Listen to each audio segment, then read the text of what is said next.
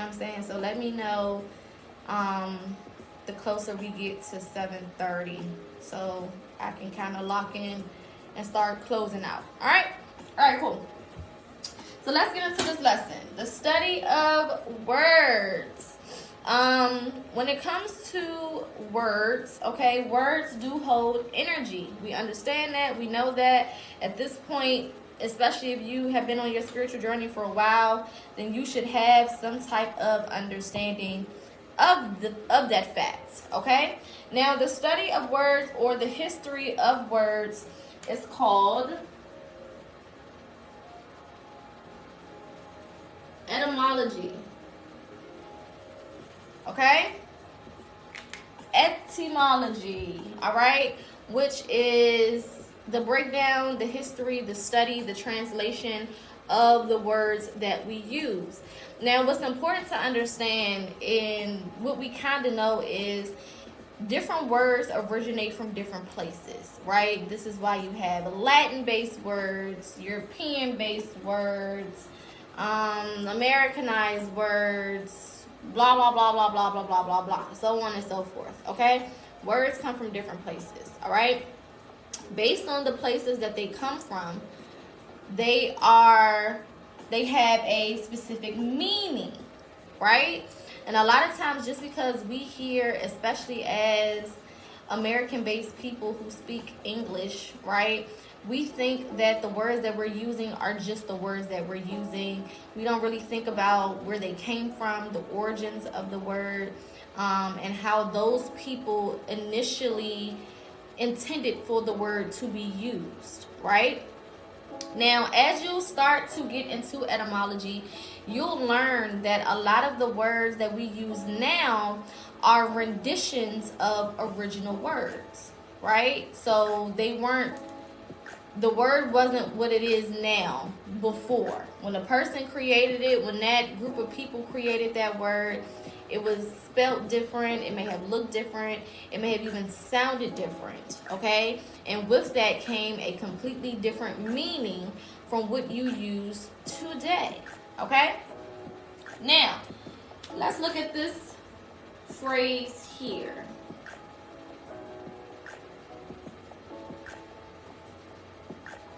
Now, why do we think that they call words spelling words? Anybody in the comments, feel free to jump in. This is an inclusive space. This is an interactive space, okay? There's technically no wrong attempt at answering the question, okay? Why do we think that they call them spelling words? What's the point of that? Okay, they cast spells. Good. Words and spells create our reality. Words cast spells. Good. Good. They're easy to spell. All words are not easy to spell. Thank you, Kia. So, yes, for all of those who are talking about casting spells or words, using words to cast spells, yes, this is where we get the phrase spelling words from. Because ancestrally, our people who were the originators of words, okay, period, of language, period, we knew that based on the way that we speak, we emitted certain frequencies, and those certain frequencies had certain meanings, or they carried a certain energy, and therefore those energies created specific realities, okay? So they call them spelling words because as you speak, you are casting things into the atmosphere. You are sending energies into the atmosphere. Now, if you take your tongue and you rub it on the roof of your mouth, you're going to feel these ridges, okay? These ridges on the roof of your mouth allow you to emit frequency, okay? It's almost like if you, what's the name of that it's an instrument that got like these little ridges on it, and if you just like, even me doing it with my bracelets, okay, I'm emitting a certain frequency as this marker is passing over the ridges of my bracelet, okay? Same thing. Your tongue hits not a harp, not a xylophone, It's a different instrument. I probably wouldn't even know the name of it. But as your tongue hits the different ridges in your at the top of your mouth, okay, it emits specific frequencies. Okay, so this is why they say there's power in the tongue. This is why they say watch what you speak. This is why we are able to hear different frequencies as we talk, different inflections, things of that nature. Okay, so your body is literally created to emit frequency as you speak. Okay, there are certain words that you use, that you say, and you touch the roof of your mouth. There's certain words that you say and you don't touch the roof of your mouth. There's certain words that you say and your lips go together. There's certain words that you say and your lips don't go together. Okay? Hello, my love. So, with that being said, we are created to emit frequency in multiple different ways, shapes, and forms. Our body is literally designed to do so. Okay, so this adds to the frequency that the words have. All right, based on the words that we're saying, along with the frequency that we are emitting when we are speaking those words, you have a combination working together to cast spells. All right, now when we say spells, I don't want you guys to go off on a witchcraft tangent. Okay, because that's not what we're talking about. We're not talking about the Caucasian man's definition of what's evil in black magic. We're talking about spells as in, creating things yourself. Manipulating the energies around you to create different results. Okay, being an alchemist, right? An alchemist takes energy, they manipulate it, and then they redistribute that energy in order to either accomplish something energetically or to get a certain result. Okay, so that's what we're talking about when we're talking about spell work. I don't want nobody getting spooked or freaked out or thinking about it in the wrong way, wrong context. Decolonize your mind. Okay, this is we're speaking from a higher perspective here. All right, cool. Now, words can either be positive or negative. We know that, right? There are words that are created with positive energy. There are words that are created with negative energy. Okay? There are certain words that we use that we may not understand have negative connotations to them. There's words that we may use that we may not understand have positive connotations to them. This is why understanding the words themselves and the history of where they come from is important. Another thing to remember is no matter how many changes the original word goes through, that word still holds the same energy as it did when it was originally created. Doesn't matter. They can change the spelling. They can change the pronunciation. They can change the ways that you say it. That'd be pronunciation. They can change whatever they want. It's not going to change the original energy that was put into that word. Okay? So,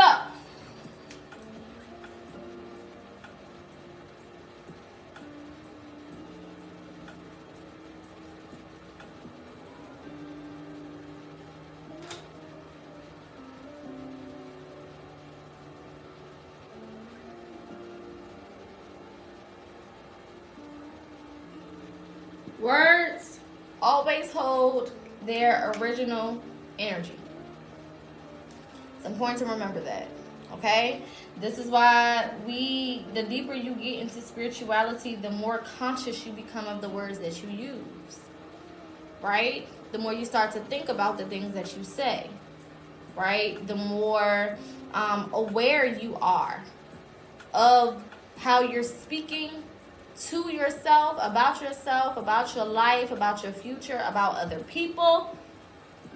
You start to pay a lot more attention to that. You're not just going off on tangents and saying whatever the fuck you want to say and just being like, oh, yeah, it's my mouth. I can say what I want to say. No, you start to become more aware of the energy and the power that these words hold. Okay? Now, when you do understand the original context of these words, not only can you avoid speaking negativity or putting negative energy out in the atmosphere, but you also can start to lean into the power of the actual word, right? Because all words hold a specific power.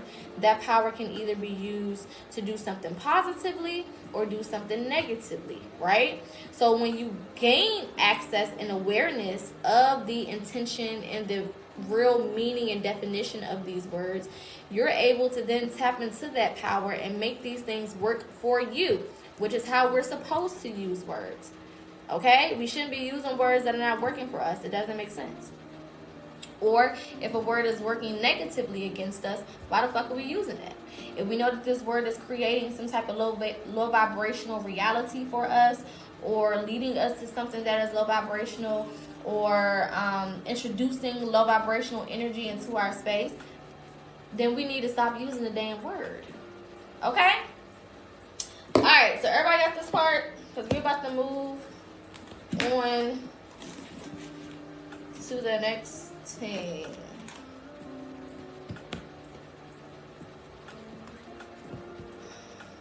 Thank you, Corey. Thank you guys for the gifts. Alright, so let's move on.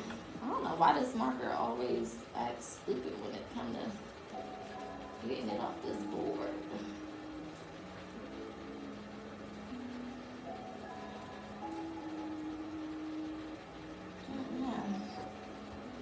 I feel like I can still see the words.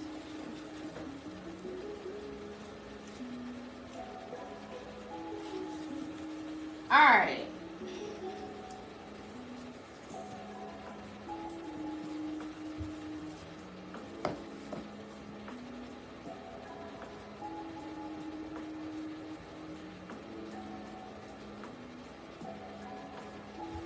That's gonna bother me.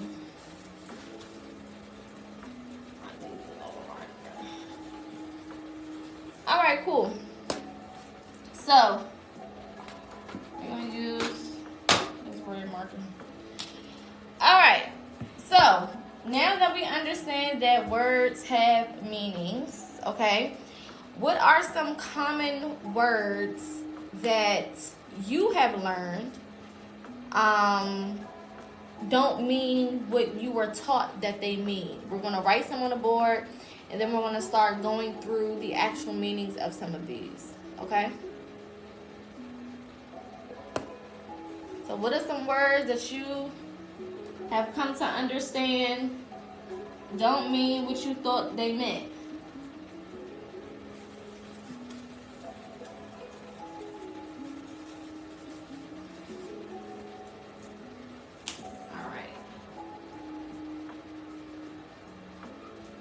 Bless.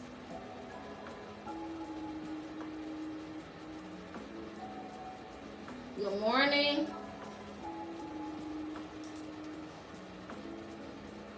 What else?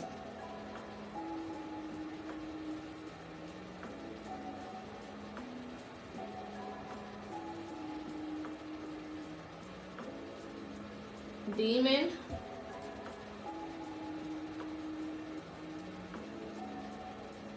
Believe.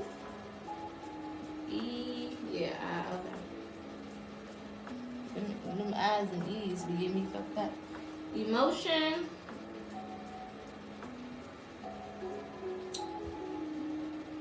Lord.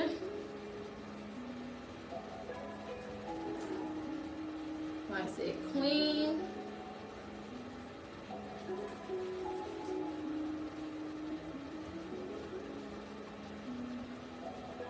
Lucifer. Amen.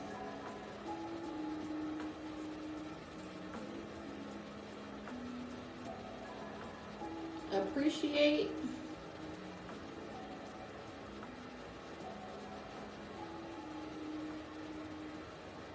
Jesus.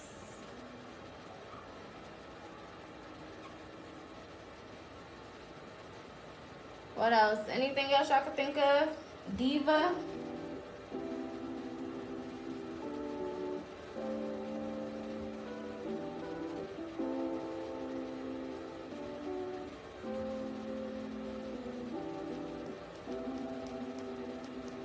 Entities.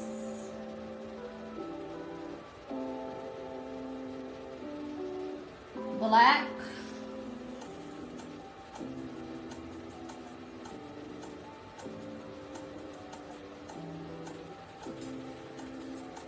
Connect. Understand.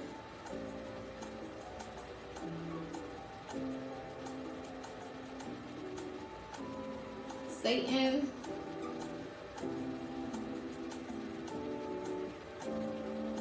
Pray.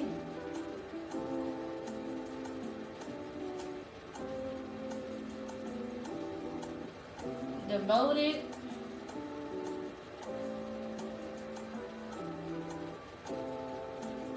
Karma.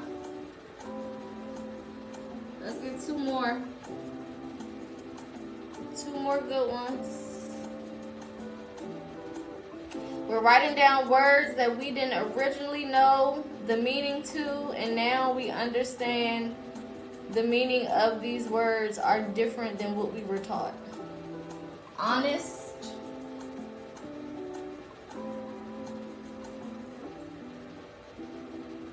One more.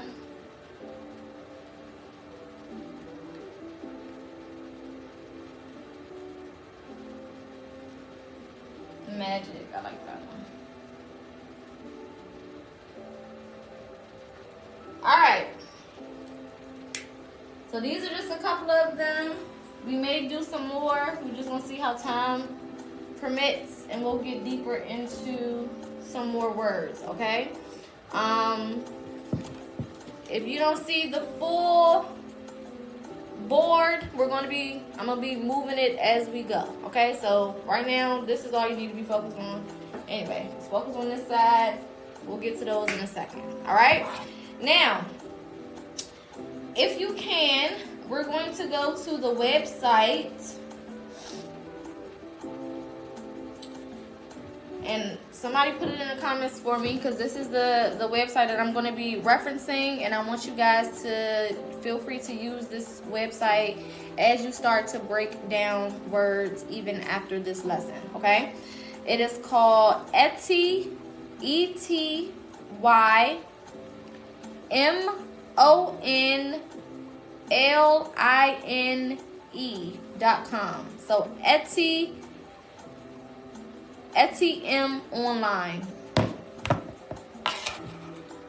I'm gonna spell it again. Somebody pin it in the comments for me. ETYMONLINE.com. I'm gonna pin this one. Taylor, pin your comment for me. Thank you, babe. Perfect. So this is what we're gonna be using to look at the history of our words. Okay? Thank you guys for putting in the comments. Shout out to y'all. Alright? That way you can look as I look, you can go as I go, and you can see that this is not no bullshit that I'm making up. Okay? And then also so you can continue to use this website to break down words that you use on a daily basis. Okay? If you're on TikTok, it should allow you to swipe up with me in the corner, and you can still look at the website, or use your computer, use another phone, a laptop, a smart tablet, something, whatever. If you can't at the time, it's okay. Just make a note of it, screenshot the pinned comment so that you can go do this part later, okay? All right, so when you get to the website, it's going to look like this. Okay? We should all have the same little screen. All right? With a search bar at the top. Okay? Now the first word that I want you to put in that search bar is bless.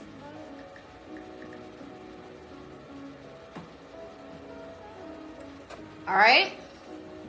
When you put bless, let me put the website up here just in case.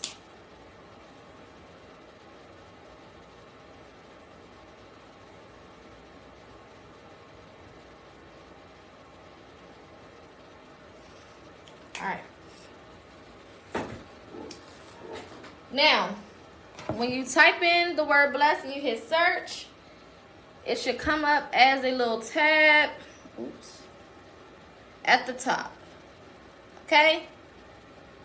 You're going to click the arrow,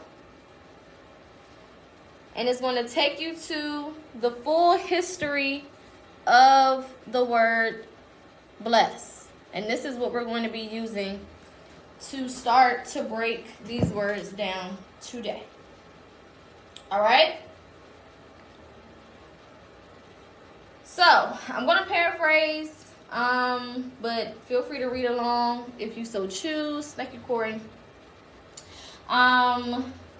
It is basically it started from a word that was blessian to blessed seeing, okay, with a D, to consecrate by religious rite, make holy, give thanks, and then it turned to a being hollow with blood or marked with blood, okay, originally a blood sprinkling on pagan altars, okay.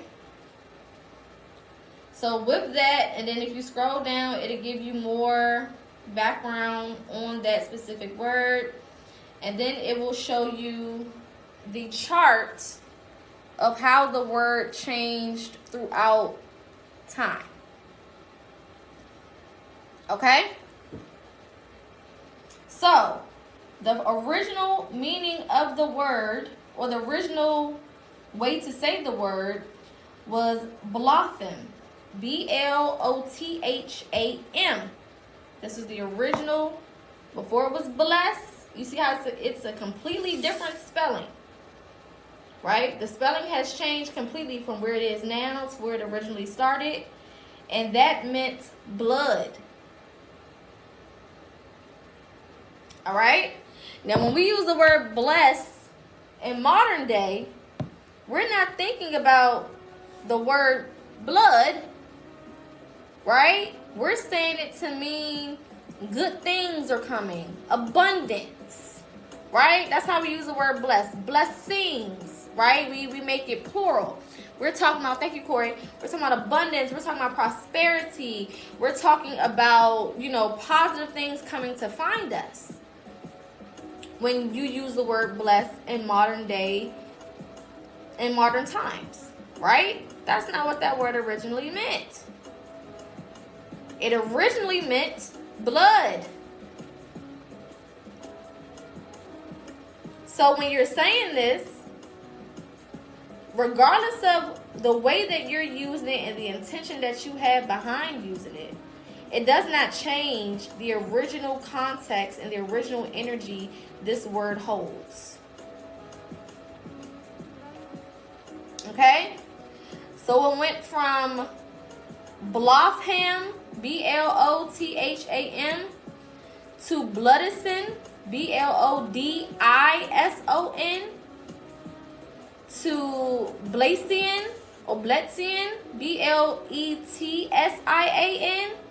to then being blessed.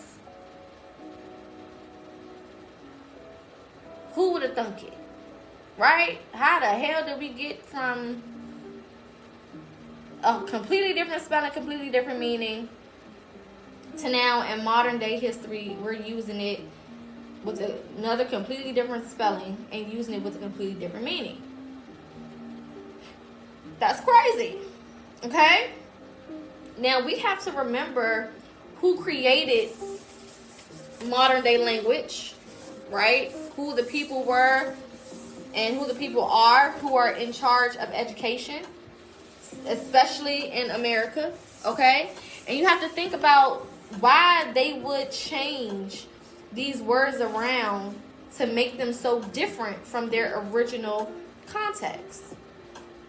or even their original spelling, right? And it's obviously because, again, they understand that words have meaning. And the more we talked about how, just to detour a little bit, we did a live, I don't know if that was, I think it was last Thursday, when we got into how we as a people got to this place, right? Especially my talking specifically about my melanated people, right? When we talk about the curses that were put on us, words are one of the main ways that we continuously curse ourselves and keep ourselves in a low vibrational frequency. We use words all day, every day to describe ourselves and other things, right? Of course, they're going to have an effect on us. So not only were we targeted outwardly, right, physically, with the, physically to our bodies, physically with the atmosphere, astrology, the air, the water, the food, things of that nature, but also psychologically when it comes to what we even are saying out of our mouths in the way that we're communicating. There's a reason why you were forced to abandon your native language. There's a reason why we don't have the information on the languages that we spoke prior to slavery. There's a reason why slaves and those who wanted to live, who already lived here, as they were going through the transition of creating the United States of America, which is a private organization, a private corporation, okay, a business, all right? It's a reason why those people were forced to adapt this language. It's not just about, oh, y'all got to speak what we speak so we can understand you. It's also about we are helping you and teaching you to curse yourself through the use of the words. Period. There's a reason why in the Christian religion where this word pops up the most, bless, right? There's a reason why it was put in that book, and that book was the only book that your ass could read when some of our people were going through slavery. All of these things work together. This is why I tell y'all all the time, you can't be spiritual and only look at things from one aspect. You can't be spiritual and only study one group of things. You have to look at all things. Hello? Thank you for the gifts, my love. You got to look at everything. Words, numbers, letters, spelling, the astrology, the food, the air, the politics, the quote-unquote people in charge, what they doing up in the ocean, what they doing up in the skies. You better be looking at everything because it is all connected. Like on that show, Manifest, when they kept saying it's all connected, it's all connected. It is. Everything goes with the next thing. And if you don't have any information, this is not to say that you need to be a master of all things, right? But this is to say, like I like to say, you need to know a little bit about a lot. You need to know you a little bit about a lot. Okay? I don't care if it's one or two things. Just know enough where you can be comfortable and you can keep up with the conversation. Of course, there will be certain areas that you tap into more. Of course, there will be certain areas that you study more. Of course, there will be certain areas that you master. But that doesn't defeat the purpose or deflect from the purpose of you being educated on what the fuck is going on around here on all levels. This is why I wanted to do this lesson. Right? Ancestors, we can say that for Monday. You know what I'm saying? All them other lessons we can say for another day. This is important, especially right now as we are going through the age of Aquarius and a whole new awakening cycle is happening. Okay? We got to get into our studies. You can't just be spiritual and you don't got no knowledge, no wisdom going on. Okay? Always be a student. Always. All right? So we know that bless, in reality, equals blood. And when you understand the history of the people who made this change, they a little obsessed with blood.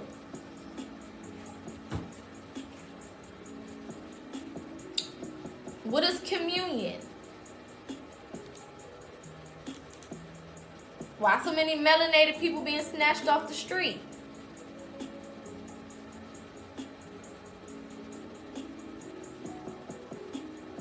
Okay? What are they selling on the black market? Don't put the word in the comments, because you know they'll try to flag it. But if you know, you know. That chrome. They selling that chrome out here. You know what I'm saying? Thank you, my love. So it makes sense that they would be the ones to switch these words around to distract you from the original meaning. All right? Let's go to our next word. Our next word is good morning. So we're going to hit the search bar at the top. If you want to follow on with us, you can go to this website. This is what we're using to go through the meaning of these words, okay? So we're going to type in good morning, okay? Actually, let's break this down. Let's do morning first.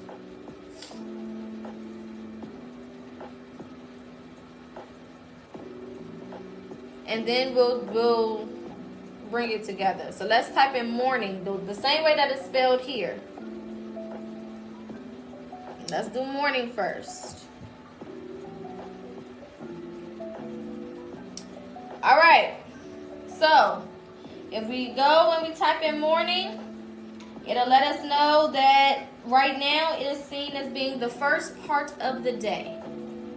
Right? That's how we use it at this point in life, right? When you say morning, you're talking about the early parts of the day, the first cycle or first season of the day, right? But if we scroll down, does it have the full breakdown of this one?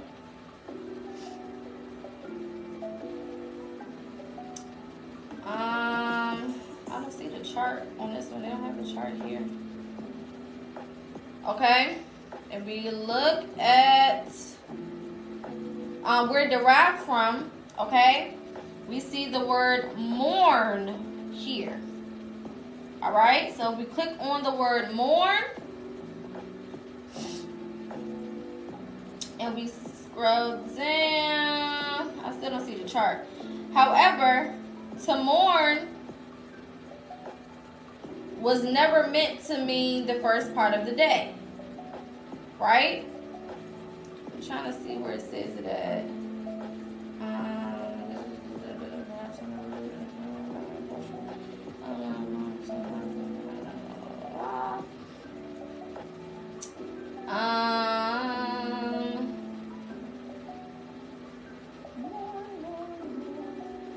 So we know when we're talking about mourning, okay, we're talking about the word, it comes from the word M-O-U-R-N,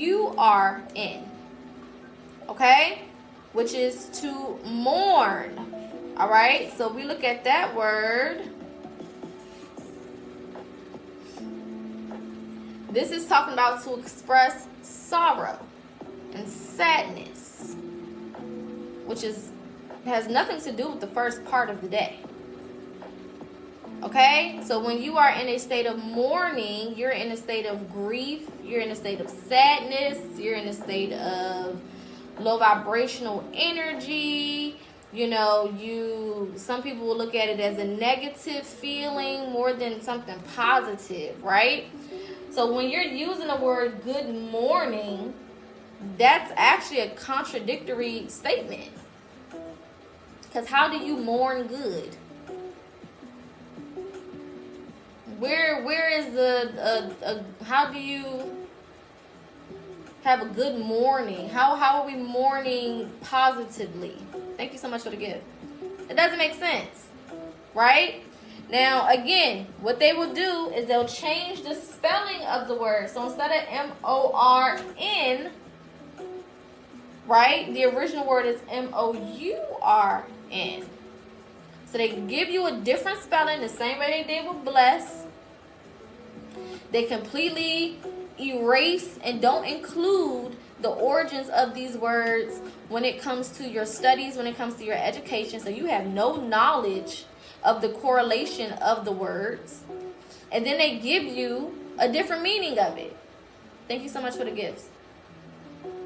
So you're using this word, and I know the spiritual community, we get a lot of bullshit for saying grand rising and, you know, abundant rising and so on and so forth. A lot of people talk shit about that. But it's because they don't understand the meaning of the word. If you knew the meaning of the word, you wouldn't be saying that bullshit either. Point blank, period. It don't mean we trying to be better than nobody. They be like, oh, I can't stand a grand rising motherfucker. But you going back and forth, people, good morning. No, good morning to you. No, good morning to you. No, you more good. No, you more good. No, you more better. No, you more better. And then you wonder why your day is fucked up. You starting your day telling people, hey, you go more good today. When you leave the house, make sure that you morning real good.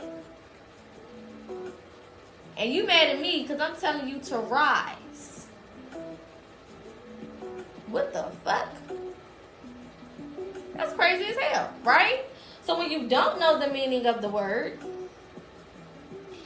you have that type of stance, right? They say people perish because of lack of what? Knowledge, right? So we know that this really means to mourn. Ooh, listen. All right. Next word. Demon. Now, if you grew up in church, baby, you know this word now. You know what they wanted you to think that it meant. Okay? That's one thing about it. You know. My grandmama to this day, them demons, they running rapid. The demons is outside. Okay? Be careful, because the demons are here. Thank God for the gift. The demons are... Oh... My mama, they got demons in them. They got what? They got demons in them.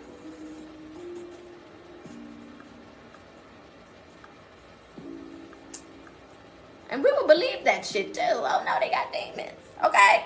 So we type in the word demon for those who are following along with us. All right. And you scroll down to the chart that breaks down how we got to the word demon that we use today, right? So it started off with D-A.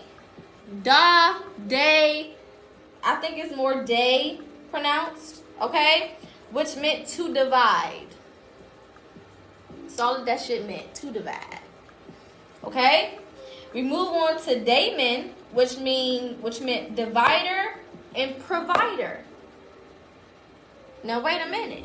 If you want to follow along with us, this is the website up here. Now, what do you mean a daemon is a provider? That's not what Grandma taught me. That's not what that Bible said. Don't say nothing about providing nothing. Right? Then you get to the Greek definition of daemon, which means deity, divine power, lesser god, which means a smaller god, guiding spirit,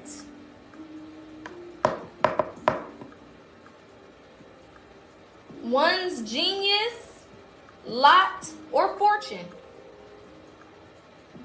Then we go down to the Latin version, which just means spirit.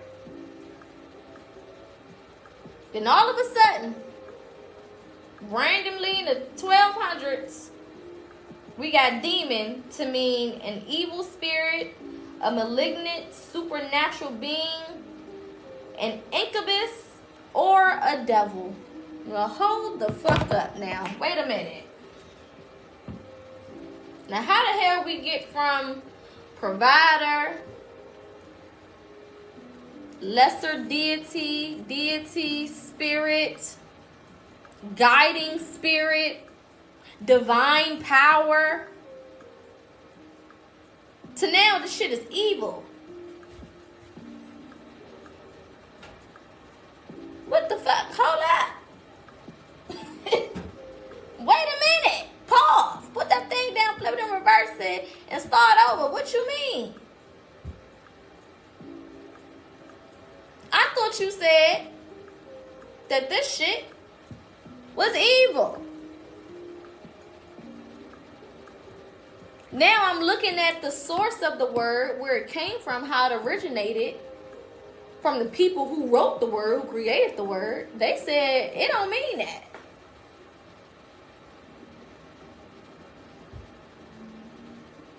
Well, why the fuck would you try to convince me that this word was negative when the intended definition was positive? What could somebody get out of having you, and we even got versions of it, demonize, right? Having you create this negative perspective and outlook on this word. What could they gain from that? Feel free to drop some suggestions in the comments. What could one gain from switching up the meaning of this word, forcing it into religion, and forcing that specific religion on you? Because this word is not just used in Christianity, it's used in religion, period. Right? Yes, spirit control, vibrational control, followers, all of those things. Absolutely. Brainwashing, yes. Confusion, taking away our true essence, absolutely. Absolutely. Right? To hide the truth, all of those things. All of those things. Yes, Queen Elizabeth did a lot of this. And that motherfucker lived for a very long time, and nobody thought that that was weird. Okay, why are you still alive? You know? Then they try to convince us, oh, it was different versions. No, that's the same hoe.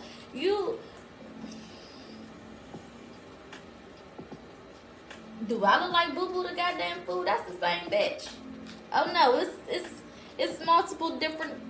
No, it's not.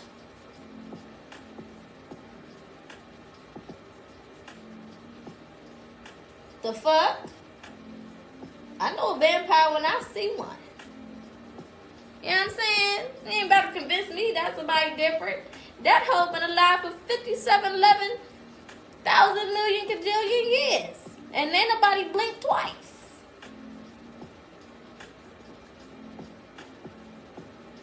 And the motherfucker look evil. What you trying to convince me is some other shit? So we know demon to mean spirit.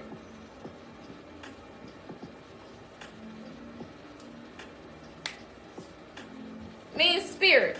It don't mean negative, horrible, evil, bad. No. It don't mean none of that. Some people say that shit means spirit. So how you gonna go and switch it up? And then try to convince us to start saying it with evil intent. If this the case, if demon means spirit, I got a whole bunch of demons around me, baby, and they don't play about me. See, if you go and you say that shit around your grandma, she might pull out that goddamn holy oil with that frankincense and myrrh and grease you up like tonight's meal. Yeah, grandma, I got them demons with me. Well, we need to pray. Because what the fuck do you mean? They in this house right now?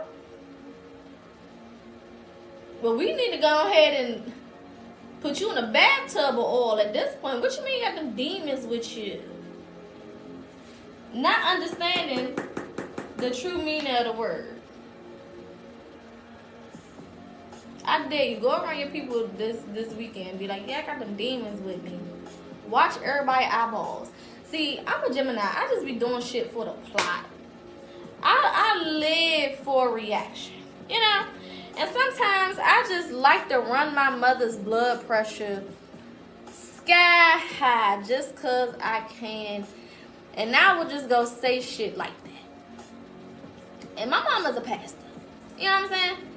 And I just love to see her just lose her shit.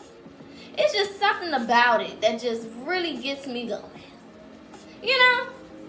You don't gotta be like me, but shit, it's fun. I like it. Alright. Next word. I love doing it. You know, it's amazing when you just see, they just freak out. They just lose their mind. I just be sitting there just getting the best chuckle of my life. You know what I'm saying? Oh well. Alright, next word. Believe. Let's look at the translation of believe. Believe started off as a whole different word that don't even start with a B. Okay? If we go to this website here, you type in believe at the top, you click on the word believe, and you scroll down to where you see the chart. Okay? The chart is going to be our helper here and helping us break these words down. Now, believe didn't even fucking start with a B at first. It started with an L. Leubh is the original origin of believe. And that meant to care, desire, or love.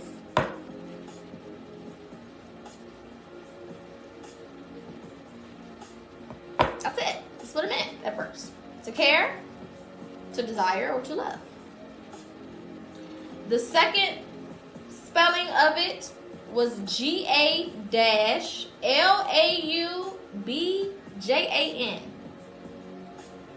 And this meant to hold dear, or valuable, or satisfactory, or to love. Again, going back to love. Now, we don't associate the word believe with love.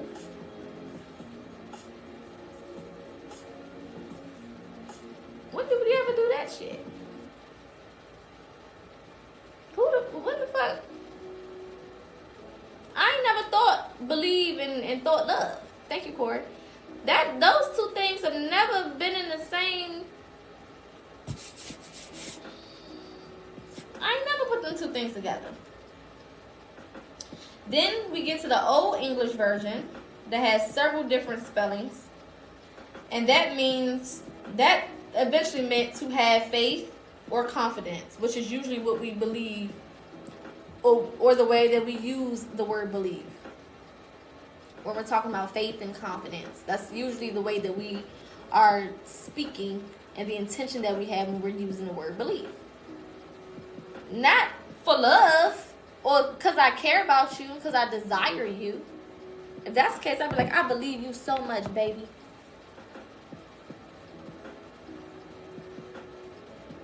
They'd be like, oh, okay, you believe me, you have faith. You know what I'm saying? Or confidence. No. I love you.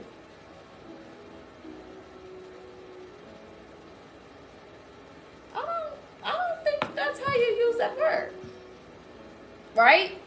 So the origin of that word was something completely different than what it is now.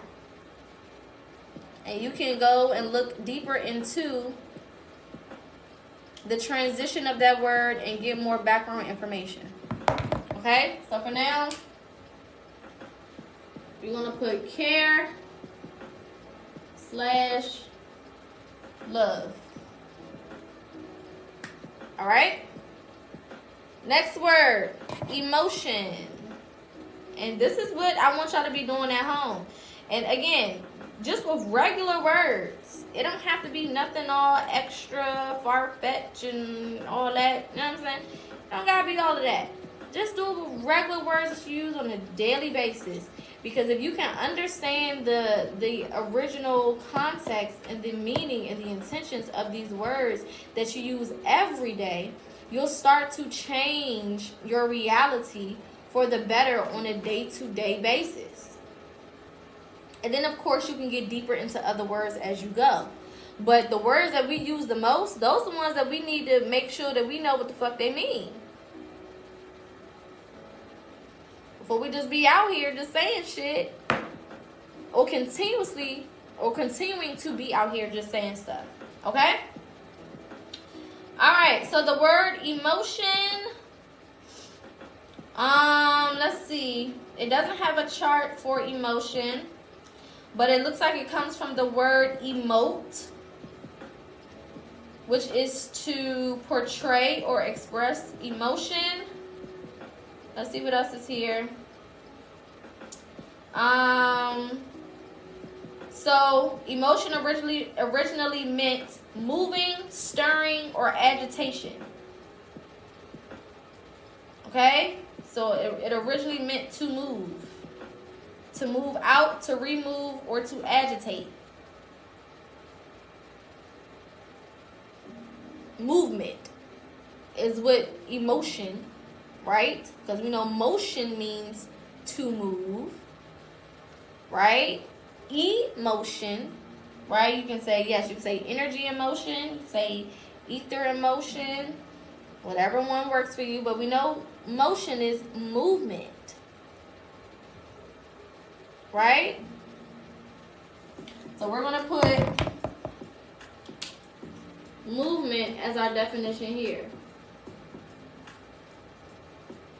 Ooh, that look ugly.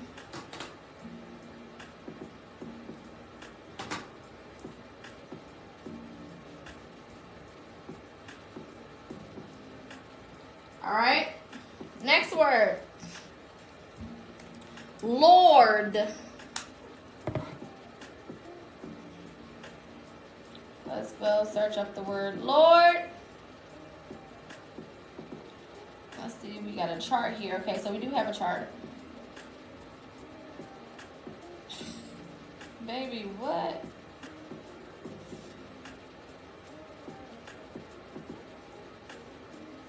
So according to this chart, the word Lord came from two different words. HLAF and then WEARD. One meant bread or loaf. The other one meant keeper or guardian. Okay. Then Old English come in, aka that old ass bitch with the goddamn magic wand that just died. And then it became HLAFORD, which meant master of household, ruler, superior, husband, or God.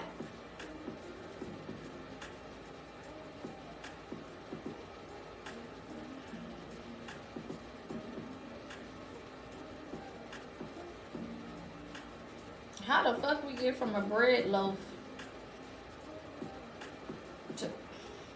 to a guardian, to a husband, to a Lord, to a God? What the fuck? That's a hell of a transition. Thank you, Bruce.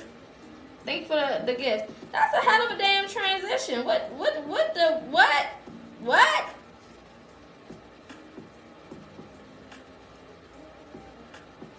How did we get here?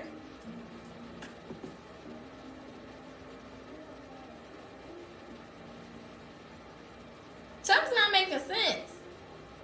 Loaf eater.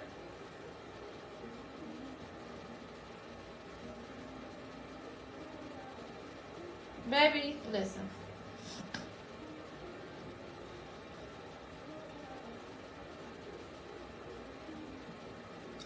eater. That's what this should say. I ain't lying. Scroll down a little bit. If you following with us on the website, just scroll down a little bit. It came from you being a loaf eater.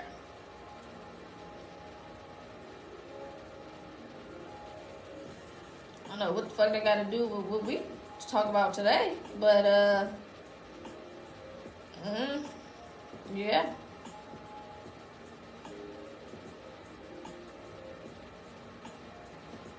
That's where we are.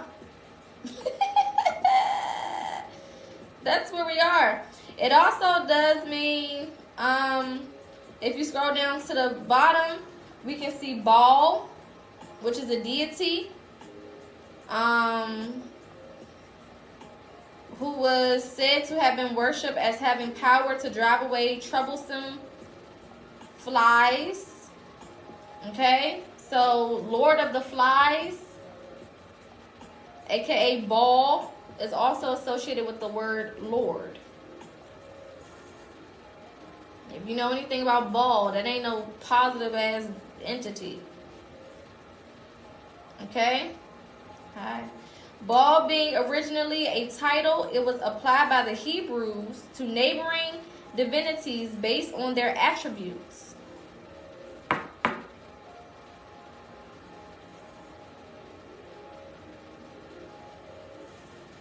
This shit get deep. It give you all the damn definitions here. So these words have multiple different definitions based on their origins. There's a whole bunch of different energies that are charging these words to make them what the fuck they are, and then we sit here and we say these things and we don't understand what we saying for real.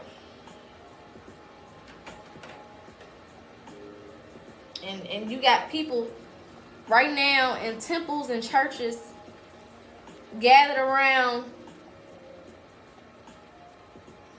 saying Lord. Well, do you know who you talking to? For real, for real? Alright? So we gonna put bread,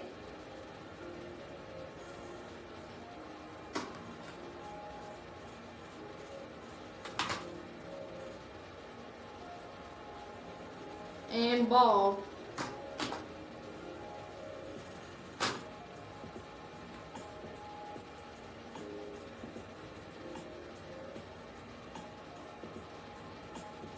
Now, the fact that those two things even share a word is mind fucking me.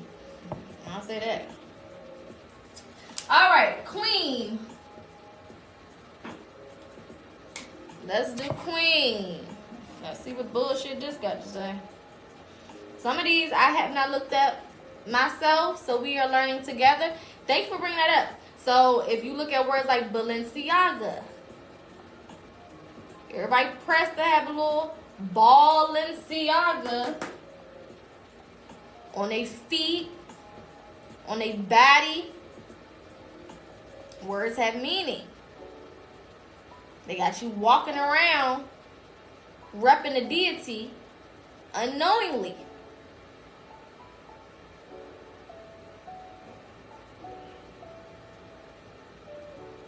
Okay? All right, so let's look at queen.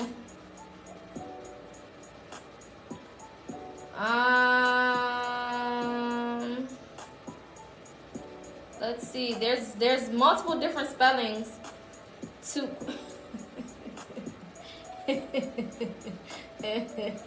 if you go down to where it says Quean, one of the words it got is hussy. I think that's so funny.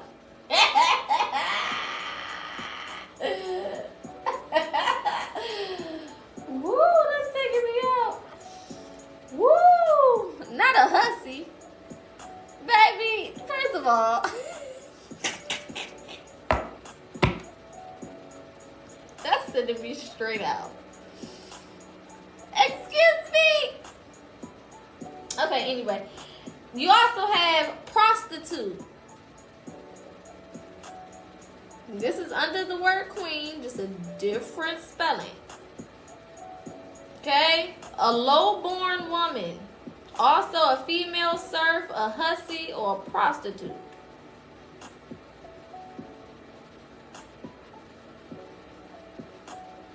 Okay? Then somehow the Germans picked it up and turned it to wife or woman. Now, that's not how that works. Okay? I don't think that that's how that works. So you went from being a damn prostitute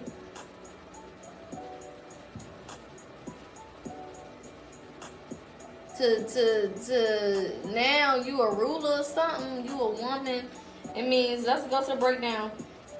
Woman, female ruler of state, woman or wife. When originally that shit mean use a hoe. And not the one that you use in your garden.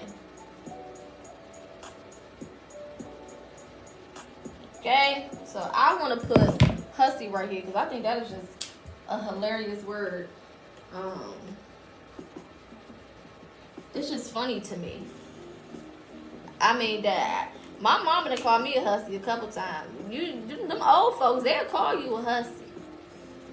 They'll call you a hussy real quick. You know what I'm saying? You piss them off the right way, they'll go ahead and use that H word on you fast. You know what I'm saying? I'd have been plenty of hussies. I didn't know it meant prostitute, but that makes sense. It felt like it went together anyway.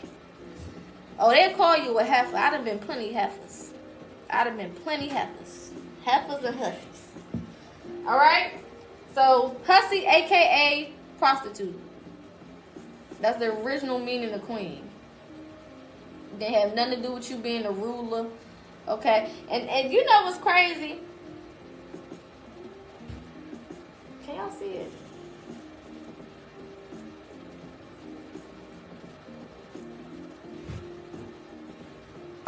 I'll be a hoe for life. Oh my God!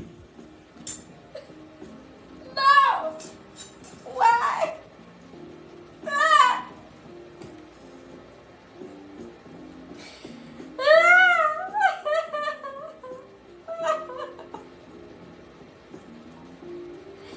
This is why every time I try to change my ways, I can't.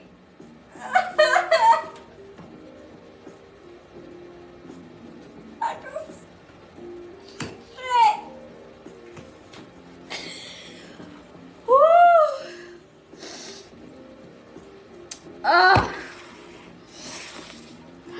This is why evil is ever present around me in my life. That's why these niggas can't leave me alone. Because I'm a hussy. Ah! No. Why?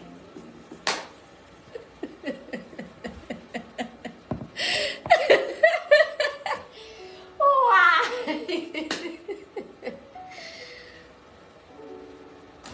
I just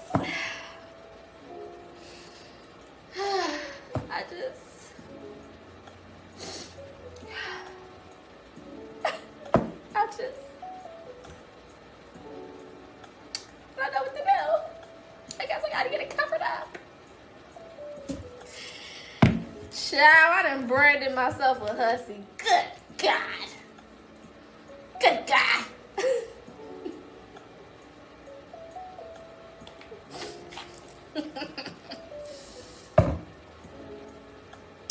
This is why knowing the meaning of words is important. You know what I'm saying? This is why. Now, I'm not ashamed. Because after I done found out what it meant, I'm like, fuck it. It still look good. You know what I'm saying? He did some clean work here. You know, my tap man, it's real clean. You know what I'm saying? It's nice. So it's like, fuck it. You know? Fuck it. Anyway, child. Y'all know we real over here. If this your first time being on my live, catching me intertwining into acting, baby, we real over here. Ain't no shame in our games when we was shaking that thing. Not even a piece. You know what I'm saying? Not even a piece.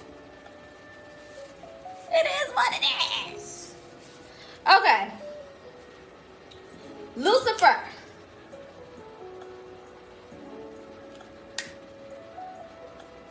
Lucifer. Now, what fucks me up about this one is they actually have the definition pretty much of Lucifer in the Bible. Right? So it really, confuses the hell out of me that most people still see this as being evil when literally in the fucking Bible it tell you the damn definition of the word of that man's name. I never understood that part, but we're here, okay? So we know based on the Bible, Lucifer is the morning star, okay? In their version, the way that they intended for morning to be, they meant it as the first part of the day, right? It says morn, M-O-U-R-N. My bad, you can't read that. That it is a little jumbled, ain't it? I got you. Hold on. Give me a second.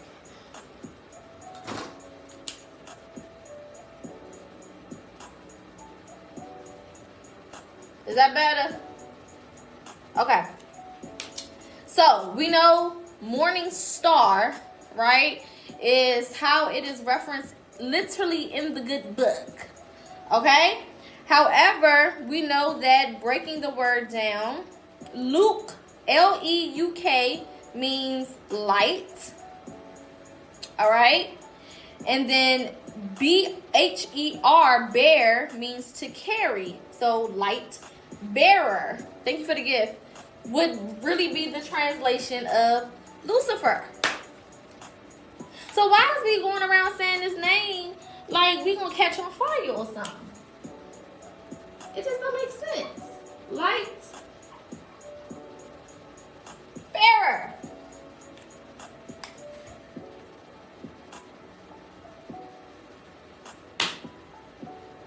Now, what'll fuck you up about the Bible is when you get to how they describe Jesus. They use light, the word light, a lot when they're talking about Jesus.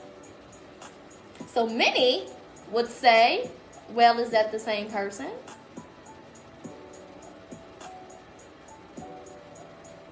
Are they brothers? Are they twins? Are they the same person? Because Jesus is supposed to be the light. Yes, or the Son of God, S-O-N, really being S-U-N. They also refer to him as the morning star too, correct?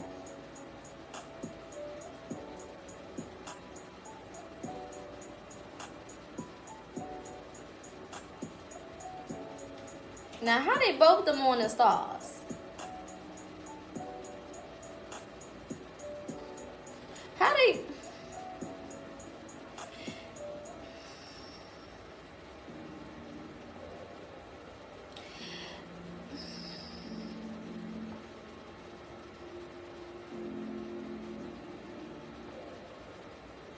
How... Okay. Just things that make you go, You know what I'm saying? Things that make your mind just hit one of those, you know? Okay.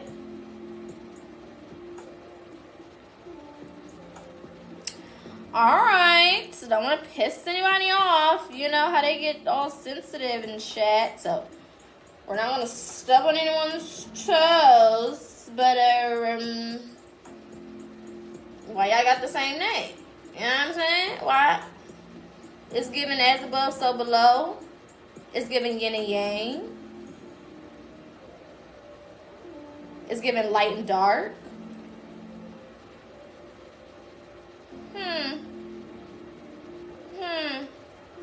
Now, we didn't put Bible up here, but Holy Bible comes from the translation Helios Biblios. Right? We didn't write this one down. Helios Biblios. Now, Helios means sun. Biblios means book. So the Bible is the sun book, which sounds to me like astrology. I don't know. You had to follow a star to get to Jesus. North Star. It's a lot of astrological references. There were 12 disciples with Jesus. 12 zodiacs, 12 houses, 12 tribes, lots of 12.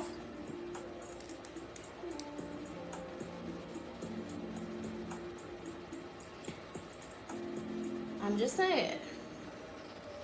Okay? I'm just saying.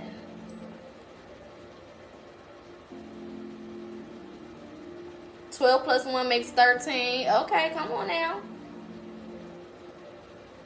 There's supposed to be how many months within a year for real, for real? Ain't 12. Say that. Oh, okay.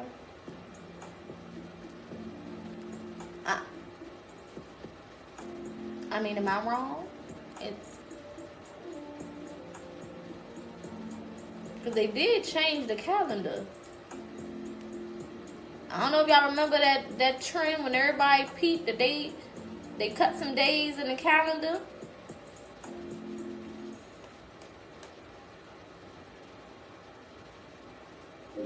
Okay. What we say before, everything is what? All right. Moving on. Amen. Let's go to amen.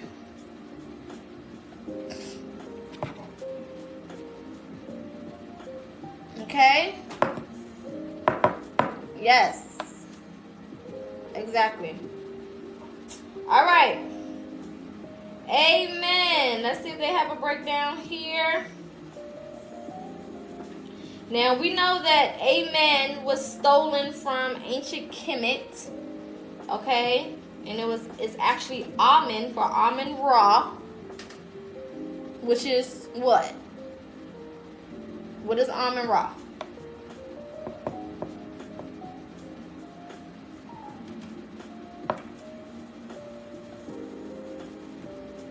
A god, yes, but what god? Thank you. Sun god.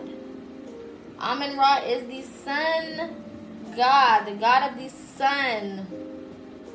Sun. S-U-N-S-O-N. Son. Son of God. See how them words get the wording? Alright.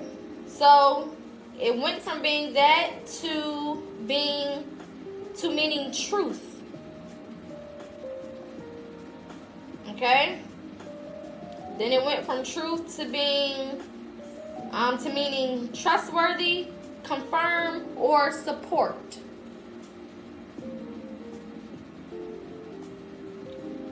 No, sweetheart. This is why we're doing this. This is why we're breaking it down, right? Because a lot of you guys think because certain words are spelled differently that they are not the same word. Amen comes from Amen Ra. The people who took this language and spunked it around and made it bend however they wanted it to bend, it's for a reason. We just went through how how blessed wasn't even spelled like that. Its origins spelled it completely different. It had some whole other letters in it. It had a T and an H and an O and some whole other shit. So based on the dialects, based on the people, things were said in a different way, meaning they were spelt differently. The translation of those words had different spellings. For example, if I spell hello in English, it's not going to be spelled the same as it is in Spanish. It's not going to be said the same as it is in Spanish. But it means the same thing. Hello and hola is the same shit. Right? If I say thank you in English, I'm going to spell it like we spell thank you. But if I translate that shit to Spanish, it's going to be gracias. And that don't sound nothing like thank you. You know? So we can't keep looking at it to be exact replicas, and that means that that's where the word came from. No. Right? Words change. The spellings change based on the dialect, based on the people, based on the origins. Right? So it's not going to have the same spellings. It's not even going to have the same sounds. It's not going to have the same pronunciation. Doesn't mean that it don't got the same meaning.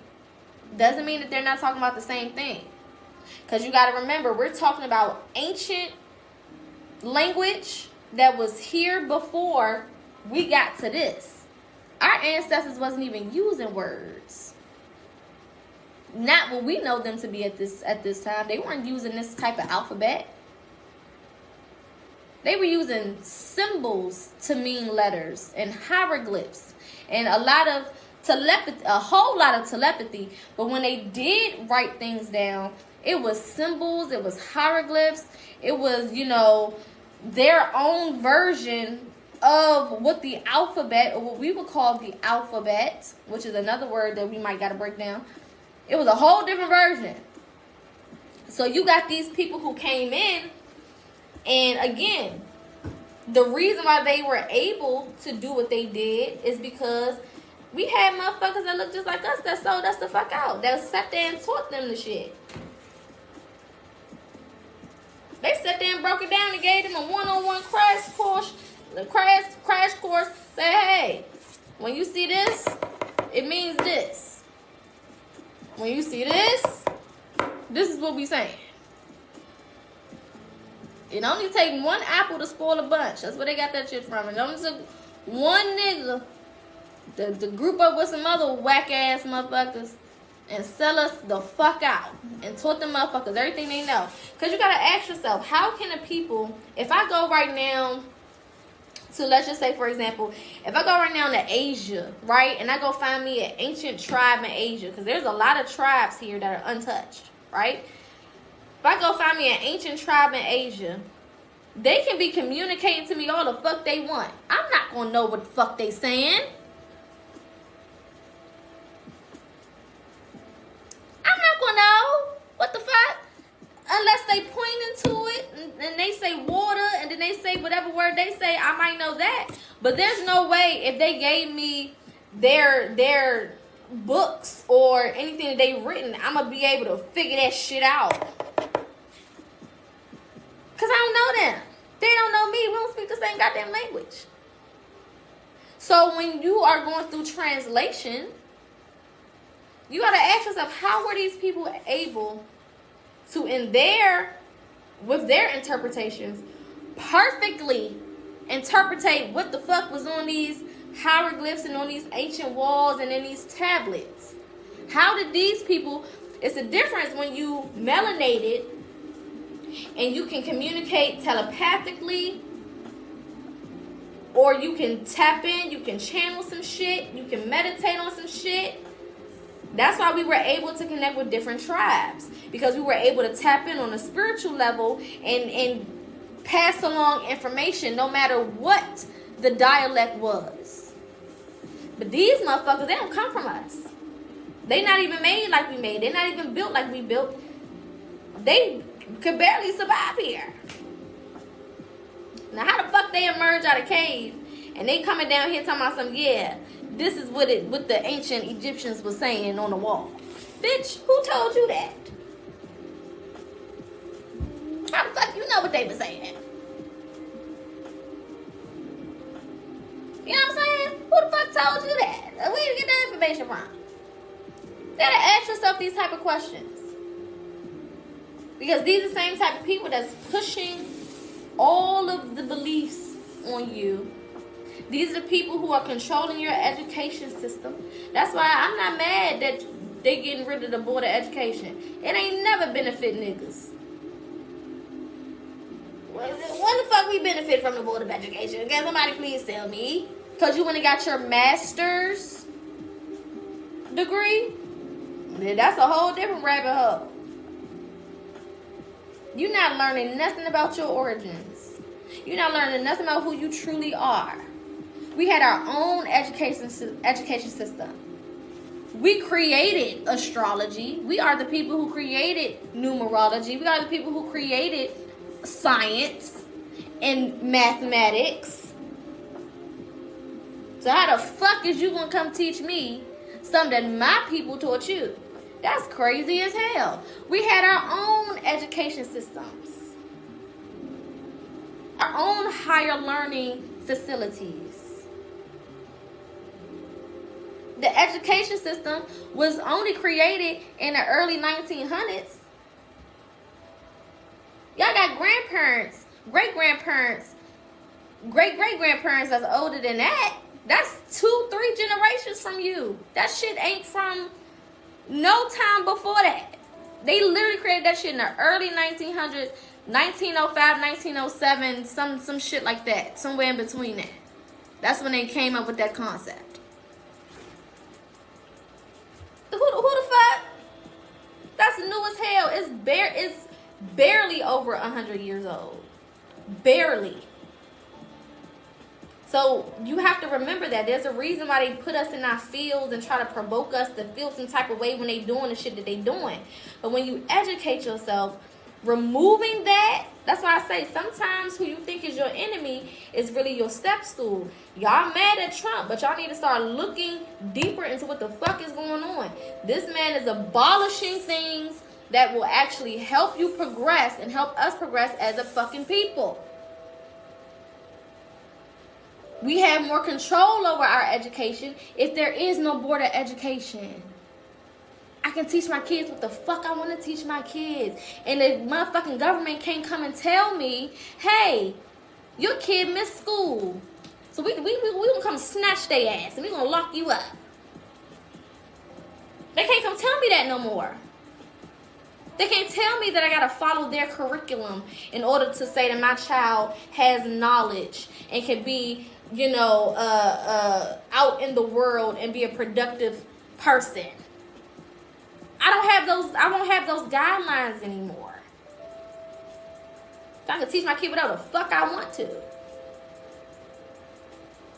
We gotta look deeper into things before getting so in our feelings. This shit is spiritual. Facts over feelings. The more you take your feelings out and you start to research what the fuck is really going on, you will see how you benefit from this shit. There's a reason why they trying to get you to not like this man. And you don't have to like him. I just need you to pay attention to how he's doing things that can benefit you and your kids and your family and the trajectory of your family.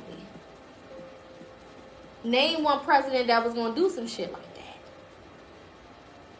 He also want to get rid of federal taxes. You know how much money you going to have in your pocket? This is shit that's going to help you. Yeah, he say some dumbass shit. What the fuck president having? Nobody's telling you to go on no motherfucking I love Trump rampage. Because it's not that deep. But you got to look at how you benefit from certain things. They want to bring back segregation. Do you know how motherfucking happy I am? Bitch, I've been saying that. I've been saying hold the fuck up. Put the for colored people signs back up. I've been saying that. I would love to walk around and see a niggas only sign. Hell yeah. Hell yeah.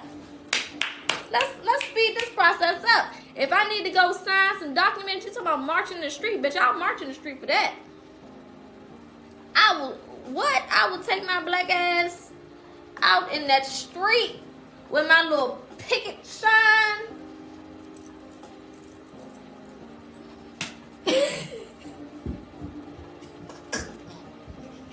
Listen, I'll be out there. How early you need me?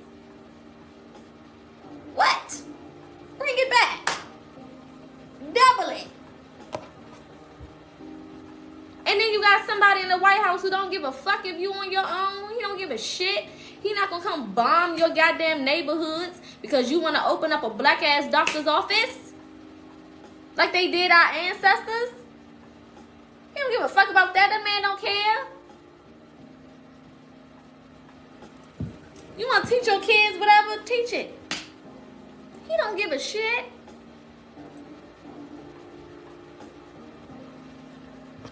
Look deeper. Facts over feelings.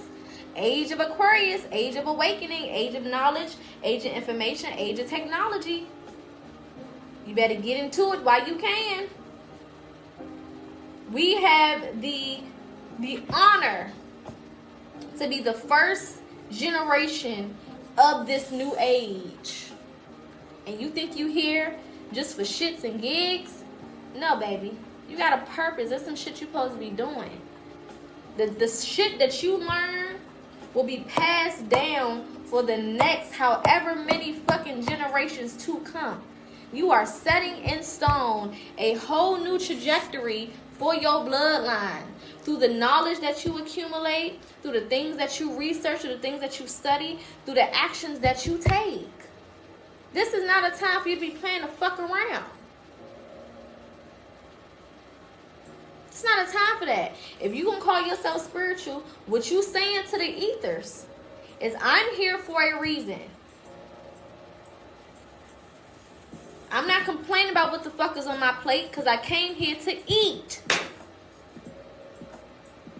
Generational curses, add some more of that. Sprinkle it with a little trauma so we can clean this shit up. This is not my final destination. I'm not going to be here forever. So, oh fucking well. Let's get to it. Let's get this working. We got shit to do. We got things to accomplish. And the way is being made for us in so many different fucking ways. Now, we got to pay attention so we can see it for what it is. Period.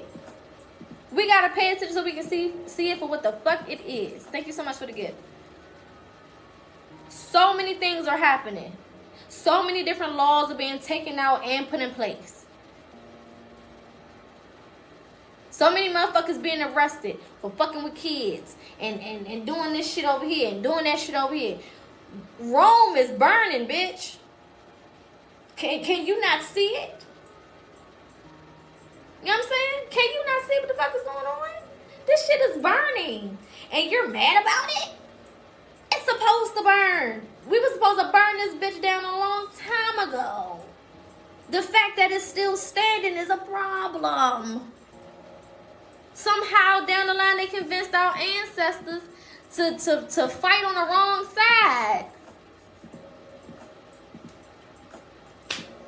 We was been supposed to burn all this shit to the ground.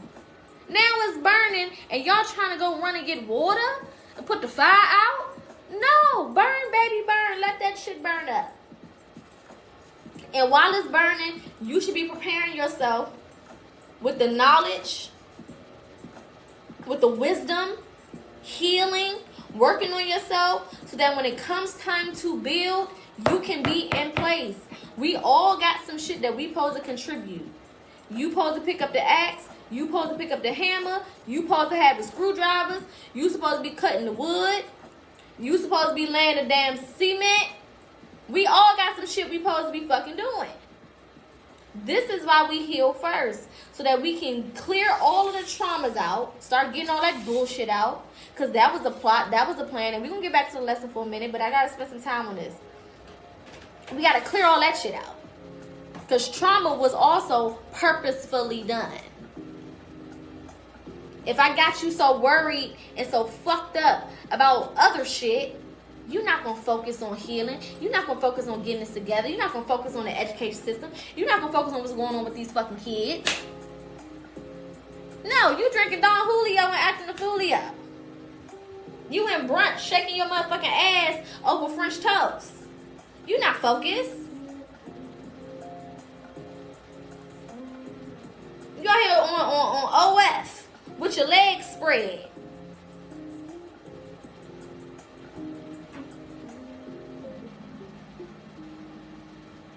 Come on now. It's time to wake the fuck up. Is you spiritual or is you not? Is you really with this shit or is you not? Because when it comes time for us to go to bat and go to war, where you gonna be? Are you gonna be able to fall in line? Do you even know who we fighting? Because some of y'all think the enemy is y'all friend.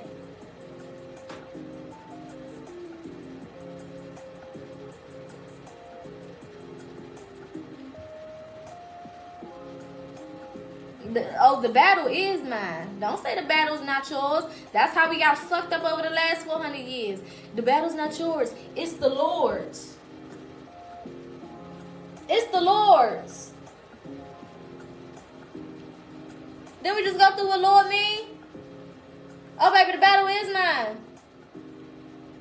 And I'm here to whoop ass. On all levels. Hello? Alright now. Tighten up. Alright, so. Almond raw.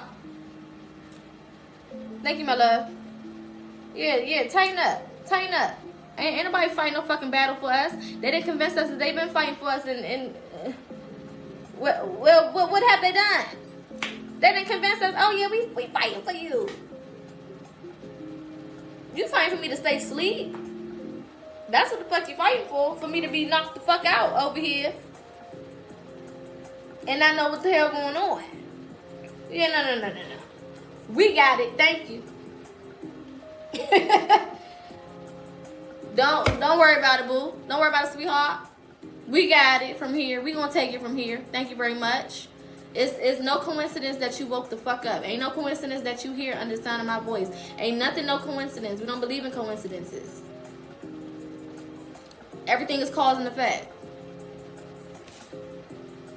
You're here for a reason. You woke up for a reason. You came into enlightenment for a reason. I don't care if you know a little bit about this journey. You know a little bit for a reason. Now it's time for you to take that little bit that you got, plant that seed, and educate yourself. Period. No more excuses. We're not playing spiritual no more. This shit is not an aesthetic. It's a lifestyle. You either do it or you don't fucking do it. You either show up or you don't. You fight or you don't. That's it. You know what I'm saying? You either gonna sit on the fucking sidelines and be pussy, or you gonna get in the motherfucking ring. Cause these niggas don't take no days off. The motherfuckers who we here to defeat, they don't take no motherfucking days off, ho. They not sleeping. Why the fuck is you sleeping? They not sleep.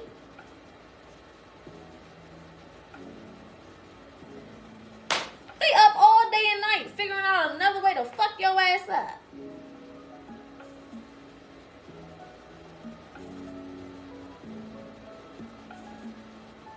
Hello? Have you on overtime? Shit. They don't take no days off. They plotting on you right now. And you over here talking about something, just give it to the Lord. Just wait on the Lord. Wait on ball. Wait on them.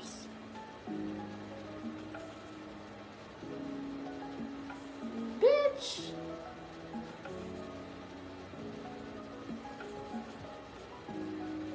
What they say? Lucifer was sent here to rob, steal, kill, and destroy.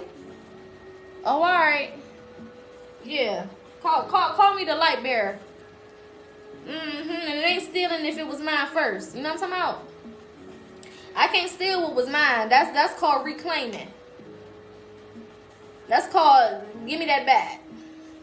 Let me have that. Yeah. Thank you. Appreciate that. Alright, next word. Appreciate. Yeah, let me collect that up off you real fast. Gracias. Hello. Stop playing with me. And Dana and Donata to you too. Alright. We're not playing with their ass. And let me say this before we move the fuck on. Stop being pussy when it comes to your motherfucking spirituality. Stop letting people punk you about your motherfucking lifestyle. What the fuck? I'm happy to hear how I can improve. You can always say, I have feedback.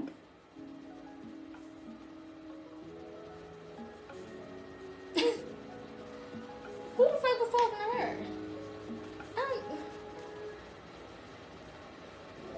Bitch, is my FBI agent listening? Yeah, ho. I said what I said. Stop letting them motherfuckers try to trick you out your goddamn belief. Hello? CIA agent? The fuck? Y'all get quiet when the Christians come around and the all the other motherfuckers, y'all, you know, you scared to wear your little crystals and shit and say what you feel and talk about your ancestors and you're missing your words and shit, and, you know what I'm saying, all tiptoeing around these motherfuckers. Bitch, be bold. Be motherfucking bold. You with the shit or you not? The fuck? A Christian will fuck you up over Jesus. And they supposed to be practicing peace. And then knock your ass clean the fuck out over what they believe. And you out here talking about something, let me tuck my chain in when I go in my grandmama church. Let me not talk about my ancestors when I'm on the phone with my mama. You mean you not gonna talk about her goddamn grandmother in front of her because she's sensitive? Nobody give a shit. The ancestor said, I got to download. Talk your shit. What the fuck? How you expect for people to accept the way that you live your life if you fucking ashamed of it? You can't be ashamed of this motherfucking journey and take it from somebody who got a pastor as a mother and her mama is a pastor. Whole family Christians. And I give them the business for a living. I love it. You come for me, I'm going to come for you. You talk about my beliefs, I'm going ham on your shit. Spiritual ain't never meant pussy. Spiritual ain't never meant pushover. Fuck out of here. I said what I said. Ancestor, ancestor, ancestor, ancestor, ancestor, ancestor. What you gonna do? You gonna fight about it? Spell, spell, spell, spell, spell, spell, spell. Keep talking. I'm gonna write your fucking name down. Stop playing with these people. Y'all give these motherfuckers too much leeway to be disrespectful and shit. Say another motherfucking word. My freezer is open and available, bitch. No, don't put nobody in the freezer. Don't do that. Y'all know I don't stand for that. I don't stand for that. I don't stand for that. But what I'm saying is, shit. Let them know. It ain't no motherfucking game over here. I tell my family all the time, I will season you. Salt, pepper, ketchup. Keep fucking playing with me. Don't make me go to that goddamn cupboard, ho. Don't make me pull back that goddamn cabinet on your ass. Tread lightly.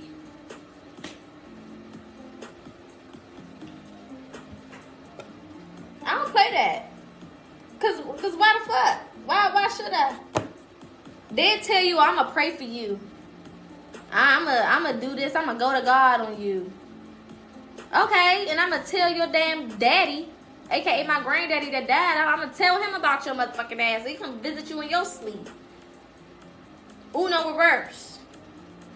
Now, which one you think really gonna happen? Who you think gonna show up first?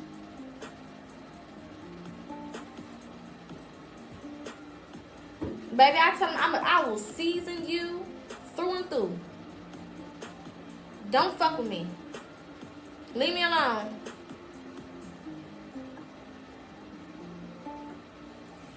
Stand tall on your shit. These people be waiting for a reason to back you down. You know what I'm saying? They be waiting for something to back you down. And in their head, they feel like, yeah, because what I'm talking about is real. So they scared. I ain't scared. Bitch, listen.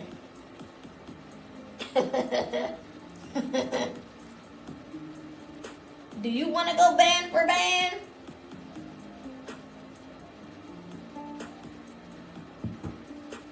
I ain't talking about money.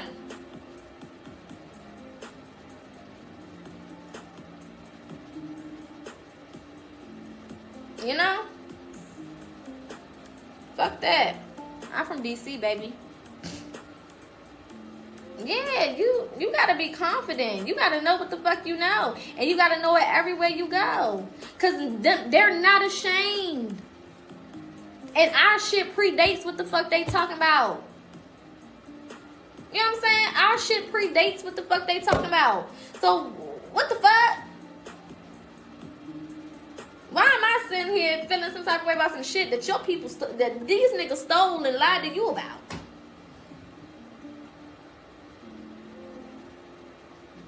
Listen.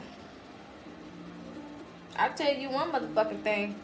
You better not let them back into no motherfucking corner. Not no more. And we right on the tip of the motherfucking spring equinox, baby.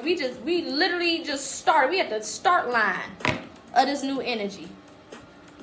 You better go through this motherfucking year like you know. You better move through this, with confidence, with your motherfucking chest stuck out and your head held high, like you got demons behind you. Hello?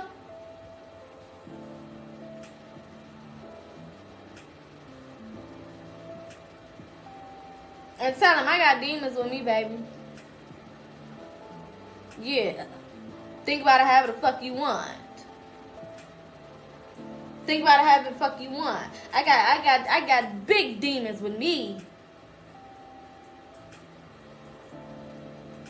Is you scared? You should be. You know what I'm saying? You should be.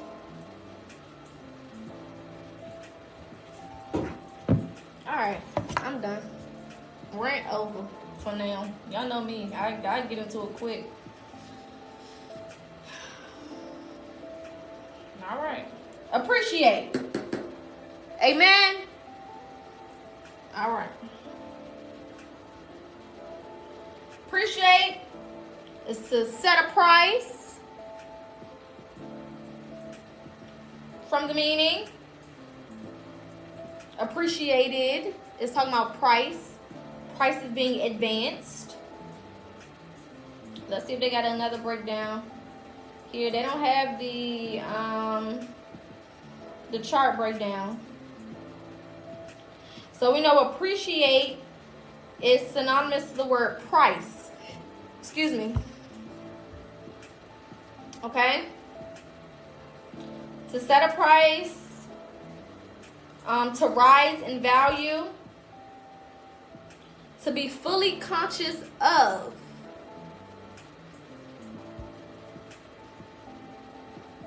To be fully conscious of.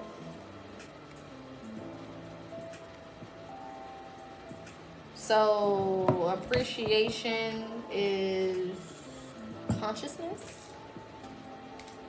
Awareness would be another synonymous word. It implies the use of wise judgment or delicate perception. That's very different from what we use. We use appreciate more so in a sense of gratitude, right? If you're using it And when you're talking about financial things, then we're talking about appreciation of things, which would be the rise of price, right? But this is talking about consciousness or awareness or the use of wise judgment, right? It don't even mention the word gratitude or thankfulness. That's not even mentioned at all here. And if you want to read along with us, this is the website that we're using. So I'm going to put conscious. Now bear with me because this word be fucking me up. That S and that C be battling in my damn head. Alright? Next. Jesus. Jesus.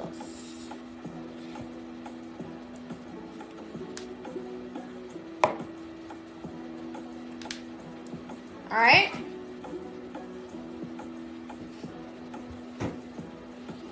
Alright, so we know, of course, Jesus is a more modern day term. Comes from Yeshua or Yahshua, which is actually Joshua. Alright? This nigga named Joshua the whole time. Little Josh. You know what I'm talking about? Josh from around the way. Make him stay and say hey. You know what I'm talking about? Let's see. So Joshua is the original name, or where it derives from. Okay.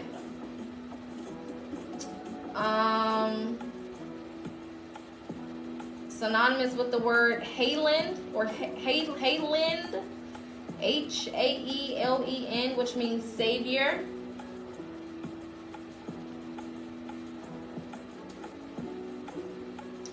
Let's see if they have any other meanings. They more so have translations.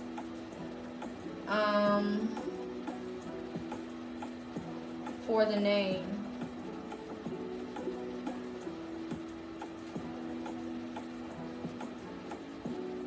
But it comes from Joshua. Let's look at Joshua and see if we can get a different meaning.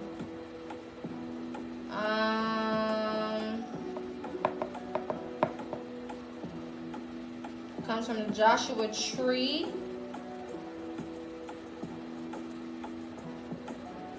It's linked to healer. One who heals. One who heals. Okay. Then it's also linked to Hosanna. So there's a rabbit hole. A lot of the etymology for Jesus is giving you the different translations of the name. And then it is also linked to Savior and Healer. Okay? So I'm going to put Joshua and then I'm going to put Healer.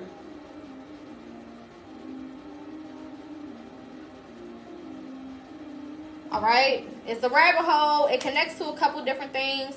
So just, kind of follow the rabbit hole to get deeper into it if you want. Alright? I'm going to see if we got time to finish all of them in order. So we're going to see. Alright, diva is the next word.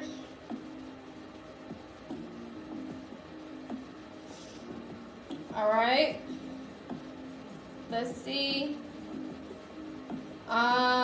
Diva, goddess, fine lady is how we use it at this point. Related to deity or God. Let's see.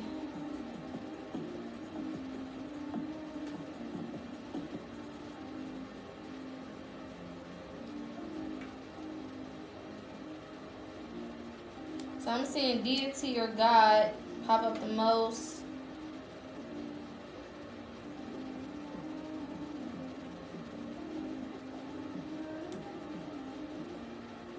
Coming from or deriving from the root word dyu, which means to shine, sky, heaven, or God.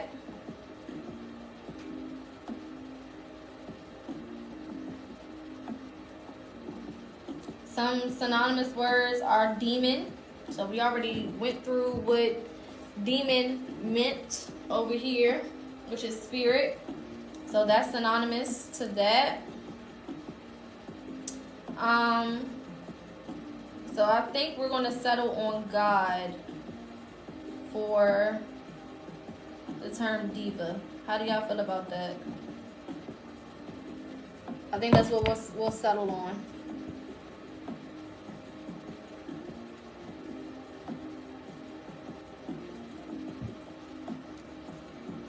These people keep sending me invites. Fuck off my shit, ho. Okay? Or we can put sky god because it's given sky, heaven, God, and shine as derivatives. And then, yes, thank you so much for the gift. Diva, also goddess. So I'm gonna put sky goddess or sky. Maybe we put sky goddess. That's fine.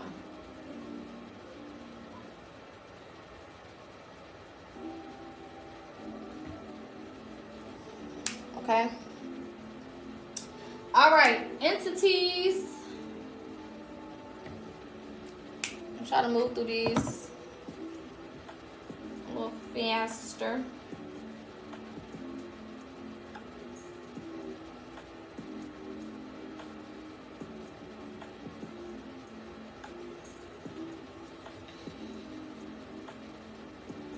All right, entity. Can mean a thing. Let's see. Or it could mean to be.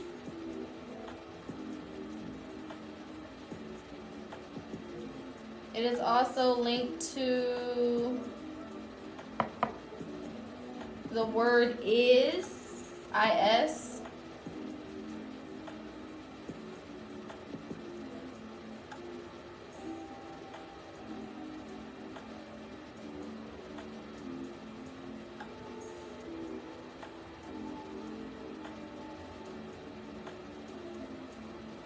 So it's given to be or is mainly as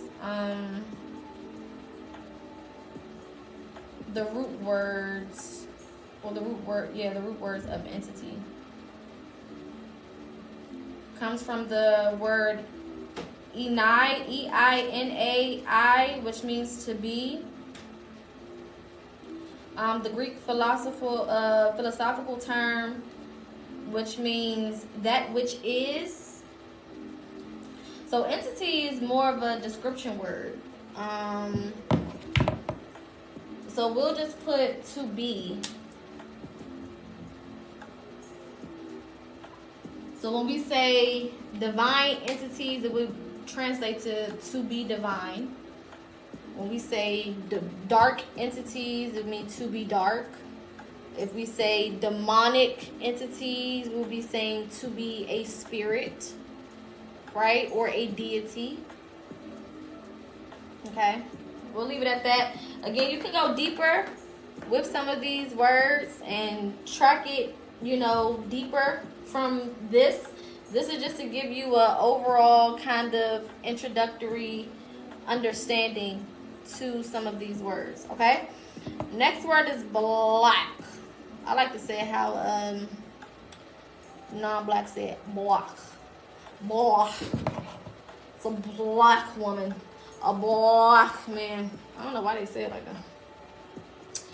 Alright. Black. Okay. Absolutely dark. Absorbing all lights. The color of soot or coal. is the Old English version, which we know is the more recent version. Okay.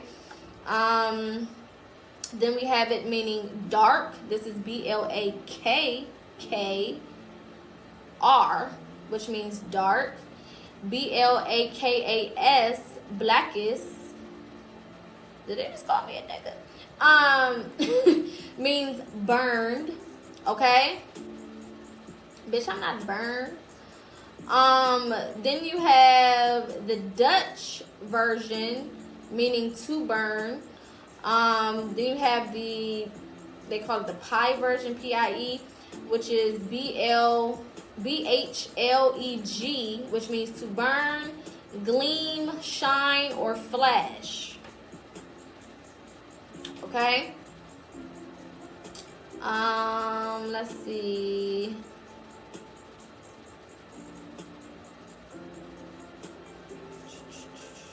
If there's any other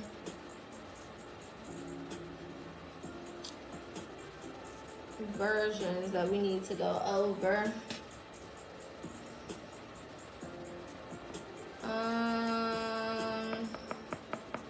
Oh God. Black was used of dark-skinned people in Old English, of coffee with nothing added, attested by 1796. The meaning fierce, terrible, wicked. Okay, so that was one of the meanings at one point. Fierce, terrible, and wicked is from the late 1400s, I'm assuming. The figurative senses often come from the notion of without light, moral, or spiritual. Latin Niger or nigger is N-E-N-I-G-E-R, have many of the same figurative senses: gloomy, unlucky, bad, wicked, and malicious. The metaphoric use of the Greek word melis, however, tended to reflect the notion of darkness or overcast. In English, it has been the color of sin and sorrow since the 1300s. Excuse you. The fuck do you mean? Sin and sorrow. Okay. The sense of with dark purposes or malignant emerged in the 1580s. In black art, necromancy. It is also in the sense of black magic. You can't tell me they don't know who the fuck we are. So the term went from being to shine, to flash, or to burn, to being absolutely dark, absorbing all light, the color of soot or charcoal. So I'm going to put shine and burn because that seems to be the repetitive definition when we're talking about the original context.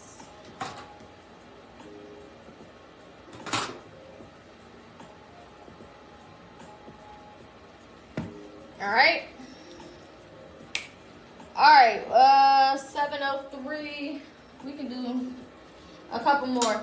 Out of these ones, which ones do y'all want to do the most? Connect, understand, Satan, pray, devoted, karma, honest, or magic?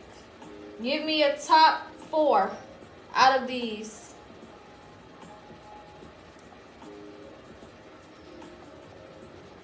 Top 4. Magic, Satan, pray, karma. That's 4. All right, so we gonna do these. All right, let's start with Satan.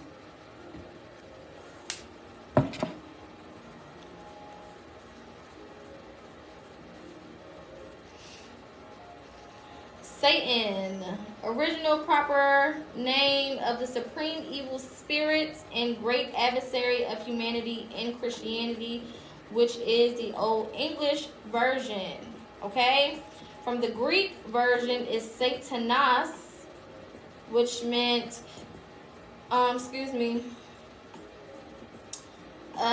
advisory or adversary, one who plots against another.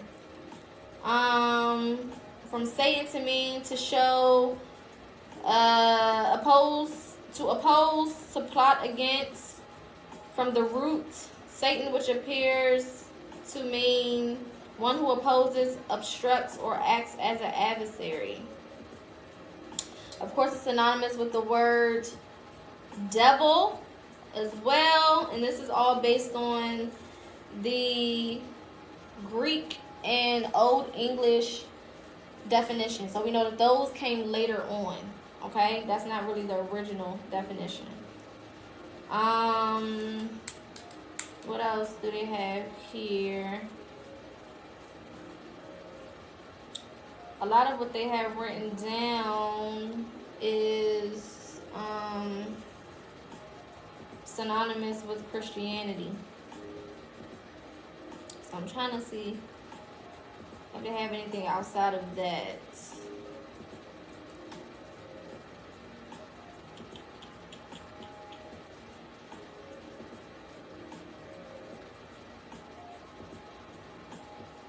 Of course, it's synonymous with the word devil.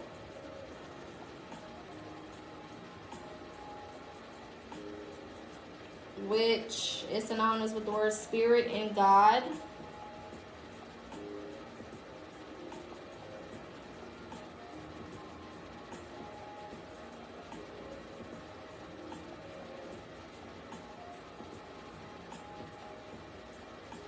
So let me see something real fast.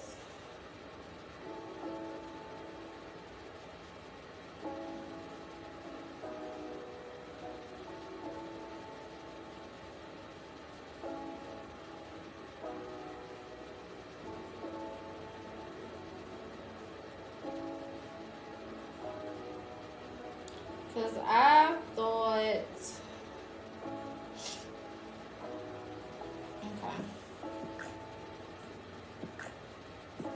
So I'm just going to put adversary here. For now, because that's the word that keeps coming up.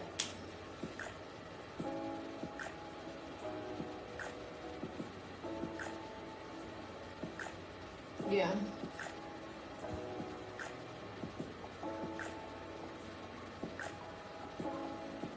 All right, pray. Yeah, they I don't feel like that the full definition is on this particular website. This is why I say, you can start your research using this website that we're using, but also, look at other places, because some websites, will give you certain words and give you the full background of certain words, and then certain ones they won't. They'll hide certain things, or they'll just, not admit to certain information for whatever purposes they doing it for. This day and age, who the fuck knows? They could be bought and paid for. It could be somebody, who knows, right? So you can use it as a beginner friendly site, but if you do find other sites that you want to use where you can really get deeper into some of these meanings and the origins of some of these words, go deeper. Okay, just because I have certain definitions written down, it doesn't mean that that's the final definition, or that's the absolute original origin. You may be able to find, origins of these words that go way further back. Okay? All right, pray.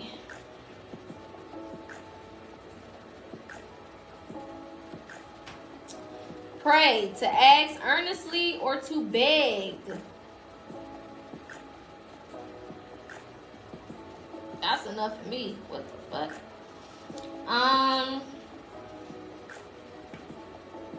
Let's see. There's any deeper.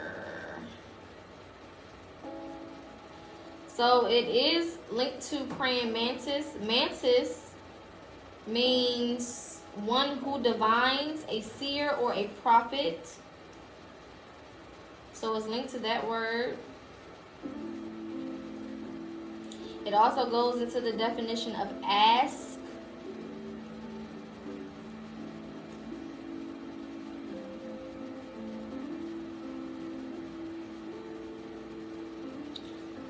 I'm gonna put big, because that's what that shit be feeling like.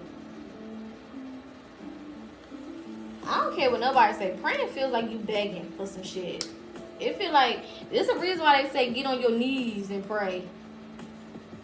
And it just feels beggy. It just feels like, you know, like I'm about to give you my last for something. Or it just, I don't know. I never liked the concept of prayer, because it just never made sense to me why I have to ask for something from somebody who already know what the fuck I need. That just feels redundant. You know what I'm saying? You know what the fuck I need. If you made me and you see the fuck going on, nigga, you know I need a car. What the fuck I'm on my knees for? You know what I'm saying? You know I'm sick and need to be healed. Why the hell do I need to get on my hands and knees and shit and put my head on your feet? I'm not doing all that. You know? I ain't never understood that shit. Even in church, they say bow your head.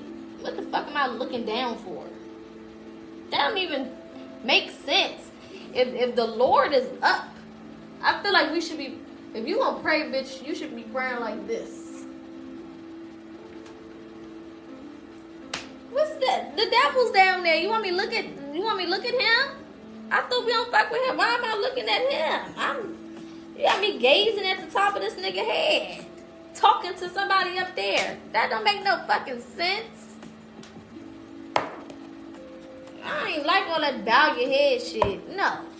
But where he at? Shit, I'm here with it. Fuck I'm looking down there for? That shit don't make no damn sense. Even when you are in meditation, we look up.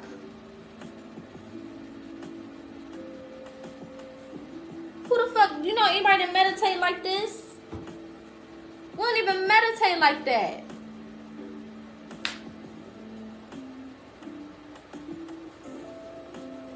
We in meditation with head angled up. You know what I'm saying? Tapping into the motherfucking third eye. Everything's going this way. Fuck am I looking down there for? That shit ain't never sit right with me. That ain't never sit right with me. It ain't never make no sense. I'm a logical person. And they've tried to make religion so illogical, just so, you know, just it's too fucking mythical, bitch. At some point, where is the common sense? You telling me the Lord don't got no common sense?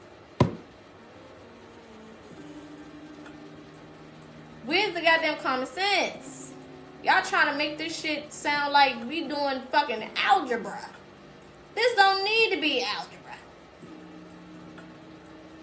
Why is something that I need so badly so complicated? If my soul depends on this shit, why is it so complicated? I don't understand. He must not want me to be up there. I'm starting to take offense. You know what I'm saying? It's like when somebody trying to be with you and be in a relationship with you and you doing everything in your power to let them know it ain't that. That's how it gives in Christianity. Like, I want you so bad, Lord. Like, I don't know. I don't know if I want your love. It's like he just hitting the Heisman on my motherfucking ass. Infinitely. Just, I want you so bad, Lord. I don't know. Get on your knees. Sing to me. It feel like a scene out of Coming to America. I don't feel like it should feel like that. It shouldn't feel like that. Do you want me to hop and bark like a dog? Whatever you want, Your Highness. Whatever food you like to eat, Your Highness. Wherever you want me to sit, Your Highness. And then they turn everything into something positive. Yeah, the Lord gave you cancer so that you could... Excuse me? The Lord gave me cancer. What?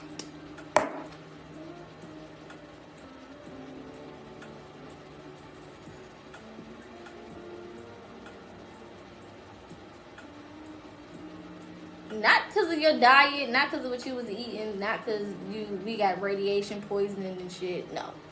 The Lord wanted you to have cancer. Okay. Now, in spirituality, we know how to turn it into a positive, but we're not going to say the universe gave you cancer. That's crazy. That's insane. You know what I'm saying? What the hell? Not the food is fucked up and we eating genetically modified organisms and the fucking phones is fucking us up. None of that. You know what I'm saying? You just gotta be an example like Job. Child never get it. Why do people always say they God-fearing? Why would you fear? Exactly. I never understood the fear thing. You want me to be scared of you? Why? And it always is weird to me just because of the fact that it always partners up with love. You know what I'm saying? The Lord loves you so much. I don't think he does.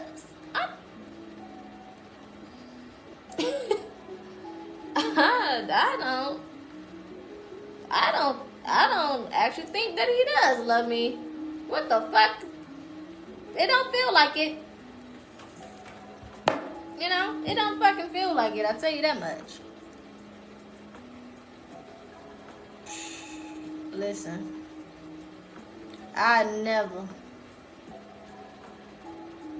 Oh yeah, the servant shit. All of that is just weird to me. It's so weird. You gotta be a servant, and then the goal. This is another thing. We gonna get back to it. We got 2 more words. You telling me I gotta spend my whole life praising and worshiping this person? Okay. Just so I could die, go to heaven, and then do that the rest of eternity. Praise and worship him again for the rest of eternity. And I'm supposed to be happy about that. This is supposed to be a joyous occasion. Praise and worship me down there on earth so that you can come up here and praise and worship me in person for the rest of for the rest of eternity. And eternity don't end. I used to think about that shit in church. I used to be sitting in church like, damn, eternity is literally forever. Like there's no end to it. It's just constantly going. It's just over and over and over and over and over and over and over. And there's no ending. You're just doing that shit. And they be in the church like, we're going to be up there singing and shouting and walking around and giving God the praise all in heaven. I'm like, y'all want to do that forever? So I used to ask my mother real questions like, Mom, so I can't drink? Or like, can you have a boyfriend? Can you get married? You know, like I don't want to just be doing that all day. That don't sound fun. Is it any clubs? Is it a bar? Can I still listen to Chris Brown sometimes? It don't sound fun. That doesn't sound like a good time. That don't sound And then I didn't understand. They were like, well, you gonna go to hell? I said, well, why would the devil punish me for agreeing with him? You know what I'm saying? Like, I don't listen to God, you don't listen to God, so you gonna punish me? We doing the same shit. Wouldn't you, like, dap me up or something? Wouldn't we be friends? Like, we should be homeboys, homegirls. You don't fuck with you ain't do what you supposed to do. I ain't do what I was supposed to do. We both got casted down here. You know what I'm saying? Thank you for the gift. It just sounds like we doing the same shit. So why would you punish me for eternity and get something out of that? Why would you even punish me here on earth and get something out of that when I'm doing the same shit you did, which is not listening? You ain't listen, I ain't listen. Sound like two peas in a pod if you ask me. I don't know. I never understood that shit. I never got that. It never made sense to me. You know what I'm saying? It just... I used to get in trouble all the time. And my grandmama just started saying, well, if you don't know, that's because God don't want you to know. I guess she got tired of my ass. If you don't know, God just, he don't want you to know shit. All right, moving on. I was making too many people think. Fucking up Bible study and shit. Well, Grandma, hold up now. Raising my hand and shit.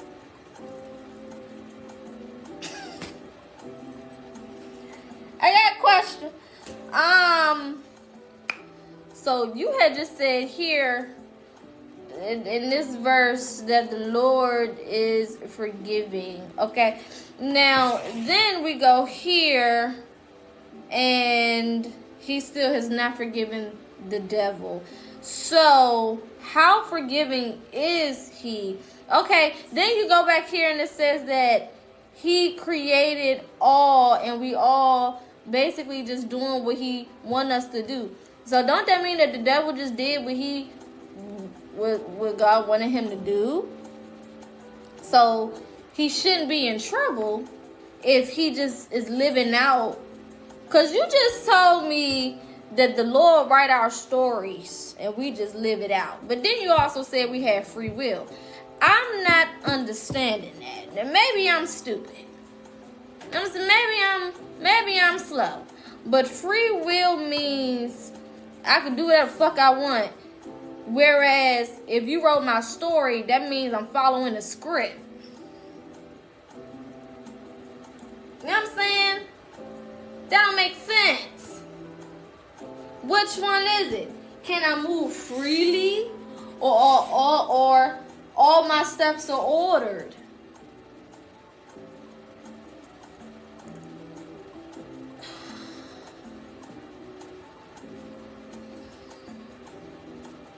I didn't get that. I didn't understand it. At one point, they just stopped calling on me. I had my hand up. They just kept picking everybody else and be like, all right, we about to wrap up. Damn.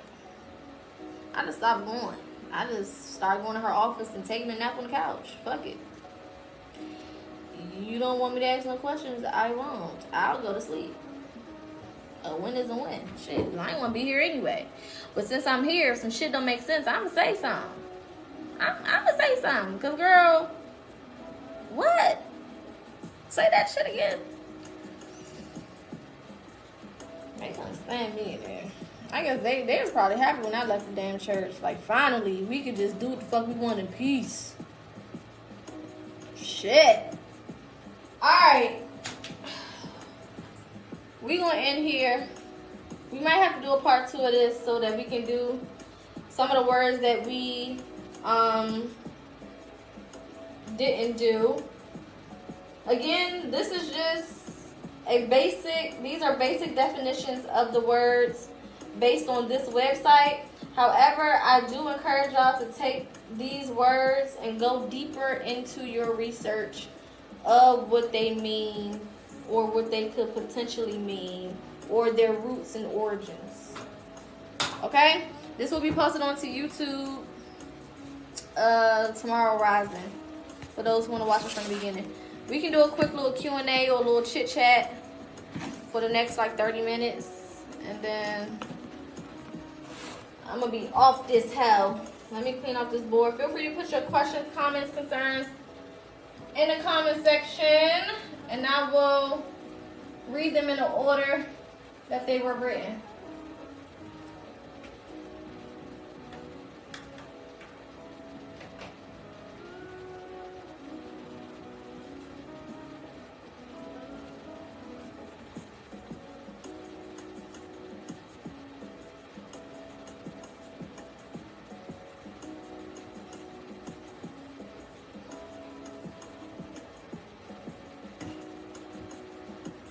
Thank you for the follows. I appreciate it. And the gifts and the likes and the comments and the energy and the shares and the love.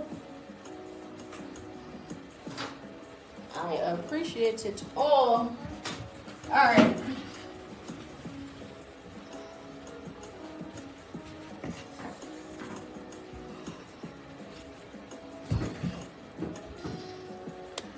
Alright. Let's switch this back over.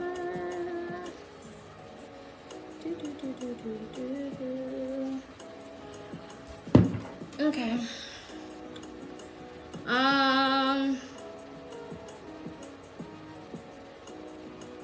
Thank you. The amount of times I fell asleep doing church, and not on purpose either. I think my soul knew. I'm trying to tell you. Thank you, Tim. I'm from DC. I didn't catch what that was for. Oh, so we were breaking down the meanings, the original meanings of different words. How long have you been woke? I don't really like the terminology woke, because I feel like people done got a hold of that damn word and then did some other shit with it, and it don't even mean what it used to mean.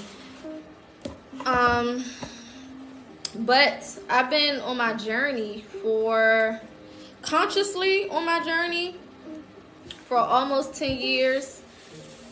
Unconsciously, and when I mean unconsciously, that means, you know, doing spiritual things, acting in spiritual ways, having spiritual beliefs, but not knowing to connect it to different things. My whole life. You know what I'm saying? I never felt like I was supposed to be a Christian. It never resonated with me. Religion never made sense to me.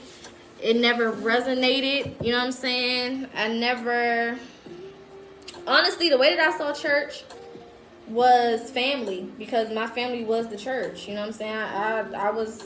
I'm from the first family of a church. So it was never like, oh, you're here, you know, for the Lord. It was like, no, I'm here to play with my cousins and to see my grandma and my aunties and uncles. Like, that was always what it gave. So yeah, I definitely went through the phase of trying to force myself to understand it, to get it, to try to live it, to try to, you know, fit in, you know what I'm saying? And try to make myself believe and feel what they was feeling. And it never worked. I thought that maybe if I tried to force it, it would, you know, work or something. But it never gave, like a bad perm. It just ain't never take. And eventually I was just like, fuck it. I'm not about to keep trying to force some shit. Damn. I've been slacking on trying to make that. But yeah, eventually I was like, fuck this shit. I'm not about to keep trying to force it. You know what I'm saying? I'm just going to use it for what I want to use it for. I would definitely be encouraged by the messages. This is why I still say, you know, you can use the Bible as a tool. You can use the Bible, you know, in other ways, right? As a reference for certain things.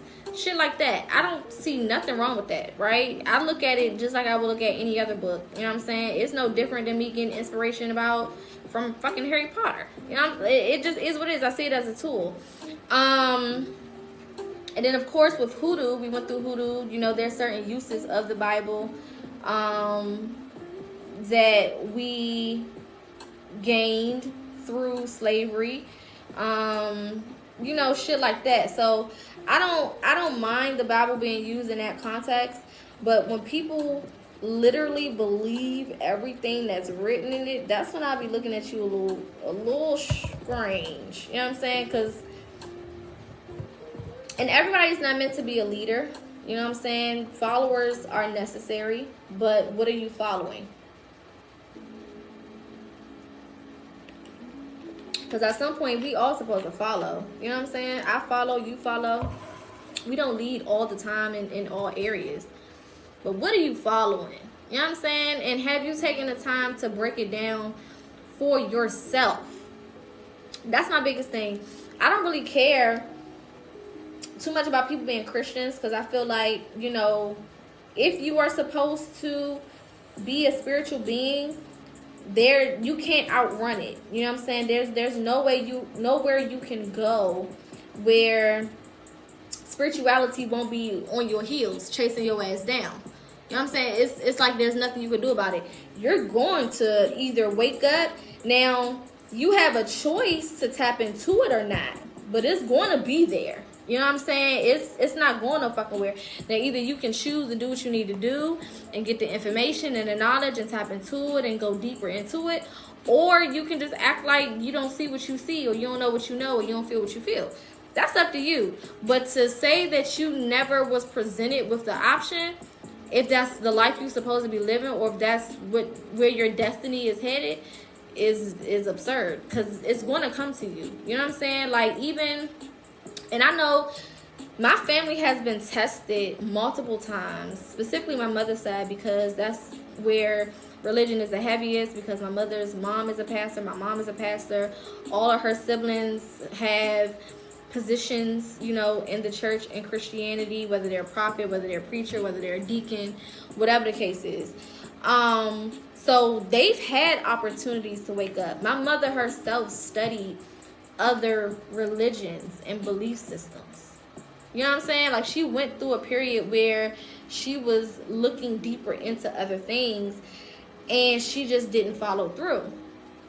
I think for her, fear and the pressure of her mother, you know, really held her to that. And then also, when you grow up that close to church, thank you so much for the gift, you realize that a lot of people's identity is tied up in their positions in the church. It just is what it is. They don't feel important outside of that pulpit. They don't feel seen outside of that pulpit. They don't feel heard. They don't feel like they have any meaning outside of that pulpit. You know what I'm saying? So when you have people who have been traumatized or ostracized or outcasted, and then they tap into this belief system and they start to attract people by the boatload, it's the ego thing. It turns into an ego thing more so than it is fear. And I know for my family specifically, a lot of it is ego. It ain't even, I'm sure they are scared of, like, oh, maybe I'll go to hell, you know what I'm saying? But I feel like that's secondary to ego. They get something out of being in that position. You know what I'm saying? It feeds them on a deeper level. I would watch my grandmother, and there's no tea, no shade, but y'all know I'll call it out. I don't give a fuck. And I use my family and my experiences as an example. But I can remember my mother, you know, she was in charge of the praise team.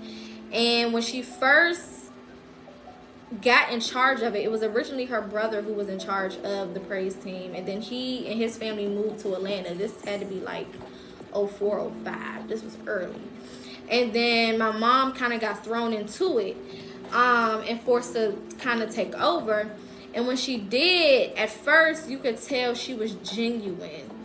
But then eventually, the more that it grew, we moved to another building, a bigger church, and more people started to come. And, you know, I started to sing, because at one point, you know, I wasn't singing. I was a kid at that point. So the closest to the pulpit I was the children's choir, maybe a little praise dance every now and again. You know what I'm saying? A little play.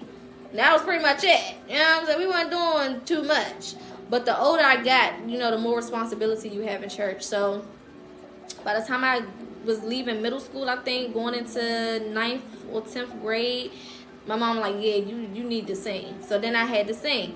Then I started to see, okay, now we're attracting crowds of people. The praise team itself is going and singing at other churches for like programs and, you know, singing services, or where they brought in other groups and shit. So now the popularity of us is, you know, getting bigger. And then I started to see it became more of an ego thing, to the point where we went from maybe, you know, praise and worship is usually like maybe 20 minutes, 15 to 20 minutes max, maybe, right? They sing a couple songs, you know, get everybody pumped up, okay, get the energy circulating, and then they move on with the service. Baby, we was going concerts. We up there 45 minutes, hour 15. And then my grandmother would walk out the back like the Pope. Can't make this shit up. She walk out the back like the fucking Pope, okay, with people around her and shit. And she'd come up there and take the mic and, you know what I'm saying, be speaking and all of that, and out here touching hands and kissing babies and shit. And I used to be like, as a kid, it looked magical. I'm not gonna lie. Being that close to shit like that, it looks magical. It looks like it's like having a family member that's famous or something. You know what I'm saying? It's like your grandmother is Aretha Franklin or something. You know what I'm saying? It's giving that. And my grandmother was already well known in DC from the gospel group that she had with her sisters and her mom. So she already had a name in the gospel sector of things in DC, like well known, not even just in DC, like in the South, because you know that's where they're originally from. In the South, I mean, all the different places that they travel. And then my grandfather also had a group, and he had a little name too. Johnny Gill got his start singing in my grandfather's group. So it's like they used to sing on programs with Casey and JoJo. They were called what is the name of the group that they had? Lil something and the something. Damn, I can't think of the group name. But it was like that type of energy, you know what I'm saying? Like where you got people who eventually went on to become stars, started in this sector of things. You know what I'm saying?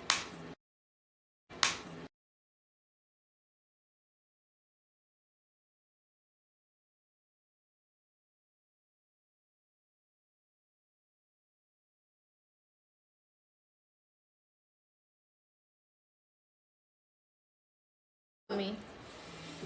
Can y'all hear me? Let me know when the sound come back. It might take a little minute. Did the sound come back? My mama FaceTiming me, y'all. She had Mary J. Blige concert. She just wanted me to see. I'm gonna have to call her back. But yes, Lil Cedric and the something. I don't know what the group was called, but I know he was going by Lil Cedric. But yeah, so like you come from that type of background where, you know, back then egos was high, and you had these motherfuckers drunk as a skunk. They be drunk as fuck. But then they get in front of them churches. Thank you, Lil Cedric and the Haley Singers. Come on now, Greg. Yes. They be drunk as hell, popping pills, doing all type of shit. But then they get up there and they look like fucking superstars. Have everybody laid the fuck out. It was the craziest thing. Like, that shit is unfathomable. Like, it's just crazy. So to come from that background, and then now my grandmother, you know, she retired from singing because her sister, who was the leader of the group, Maddie Johnson, the Stars of Faith. Y'all can go look the group up, okay? Maddie Johnson is my grandmother's sister. Stars of Faith was the name of the group. And And this videos of my grandmother singing, okay? Singing down. And they were singing high and singing fast and singing good. But my Maddie Johnson, my aunt, my great aunt, she passed away singing at a fucking program, okay? She was real big, heavy set, overweight. Literally was singing, fell out, died. Crazy. So the group, you know, they wasn't singing no more. She was the leader. It was like, what the fuck is the point? So my grandmother then went and she was studying under this one pastor until she eventually opened up her own church. Well, my grandfather had the idea of the church, and then, you know, they started the church together. So all of this happens leading up to, you know, my grandmother already coming into a church with this name, right? She's already well known, you know, well liked. Everybody loved her. You know what I'm saying? So she started having members come in. Eventually we went from the church starting in her basement to then they had this little suite that they called the upper room, literally because you had to walk up all these fucking steps. And they was in that suite for a little bit. And then they bought their first building, which is in DC. And then maybe, I mean, we used to have that little church was packed, baby. And it wasn't that big, but we was fitting at least 150, 200 people in there. And if you see how big the church is, that shit is crazy, okay? Fire marshals should have locked everybody up, because that shit was a fire hazard. But we was packed in that motherfucker like sardines, having whole ass programs and concerts and all type of shit. And then she bought the building beside that building, which was an after hours spot, that she, you know, turned into a church. So once we moved to that building, of course everything grew, because then my mom had the praise team, and we was doing programs at different places, so people was like following us back to the church.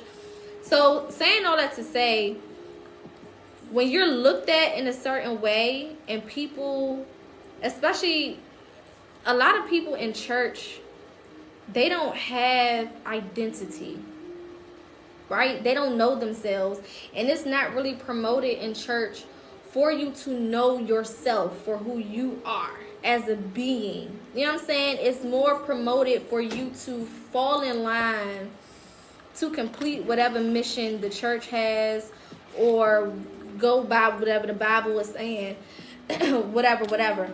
But there's really there's nobody teaching you how to figure out who you are and what you're supposed to be doing.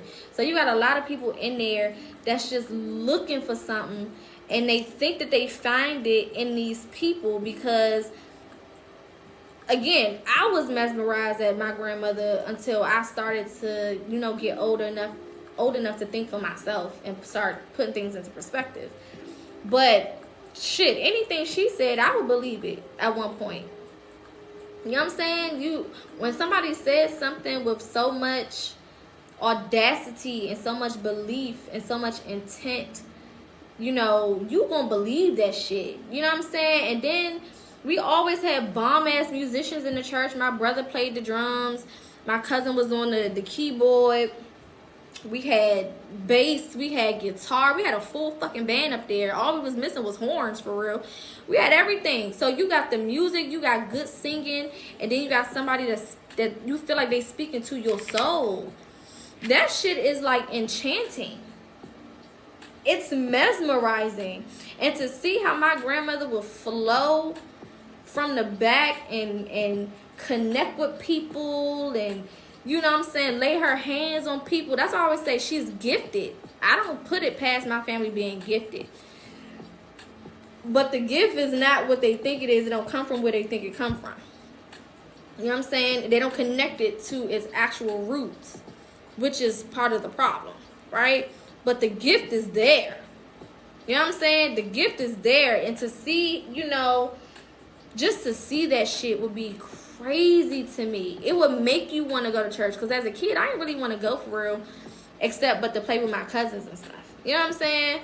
If we was forced to sit there and listen to the preaching, I was going to sleep. Or we would go upstairs while they was having service, you know, at the church, the first church. We had an upstairs. We would go upstairs and be up there playing around and getting in trouble for stomping on the ground. Because they can hear us stomping around while they was having service downstairs. So we would get in trouble. But we wasn't in the services like that. You know, because we young as shit. We up there playing, everybody get on the bus. And we setting up all these chairs like a bus. And you going to be the captain. No, I'm going to be the captain. No, I'm the bus driver. That's what the fuck we was doing on a Sunday. Okay, waiting for them to open up the candy station so we could get some candy. You know what I'm saying? Like, we wasn't worried about what the fuck they was talking about until you get older. You know what I'm saying? And the older you get, the more life you go through, and the more you want somebody to connect with. And that's why people love church. Because you're going through what you're going through on a daily basis, a weekly basis. And this is like a place where you feel seen, you feel heard, you feel loved, you feel cared for. You're getting some type of motivational or inspirational speech. If you don't have people in your circle, you can go to a church and you're going to have people there. You know what I'm saying? It's more so about the camaraderie, about the relationship, about the connection that you have with people. And then don't let the church be able to sing good and play good music, baby. And don't let them be able to cook a little bit. You gonna be there every Sunday. You know what I'm saying? Don't let the speaker be speaking some shit that just resonate with you. You gonna be there. And my grandmother, the way she would preach, it wasn't like one of those pastors that was, you know, like all formal and, you know, all holier than thou. My grandmother a real nigga. She a real nigga. She from uptown DC, baby. She's a real nigga. You know what I'm saying? So she would all, like, when I say hood niggas love my grandmother, like, that shit crazy. Like, she literally used to go to crack houses and shit like that. Like, she found a lot of people that eventually went to her church and got clean in crack houses and stuff. Like, she's one of them. So it's like, when you have that connection with people, it's good when you're using it the right way until that ego starts setting in. And then that's when I felt like it just wasn't working no more. And, you know, once your eyes open to that, I couldn't sit in there and just digest it the way that I was before. Like, now it's interfering with, I don't feel right in me. You know what I'm saying? Or even sitting in her office and hearing, oh, we got this bill and this bill that's due. We need to pay this, we need to pay that. And then we go in service and you minding your business, and then you hear, the Lord said if you give $20, He's going to meet you with a miracle this week. And you know, when you a kid, you like, oh shit, I need to find $20 because I want a miracle. I want some good shit. You know what I'm saying? But then the older you get, I said, am I paying for a blessing?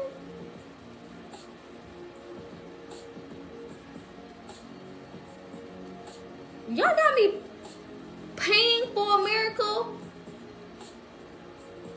What? Nah, that shit ain't sit right with me no more. I stopped giving money.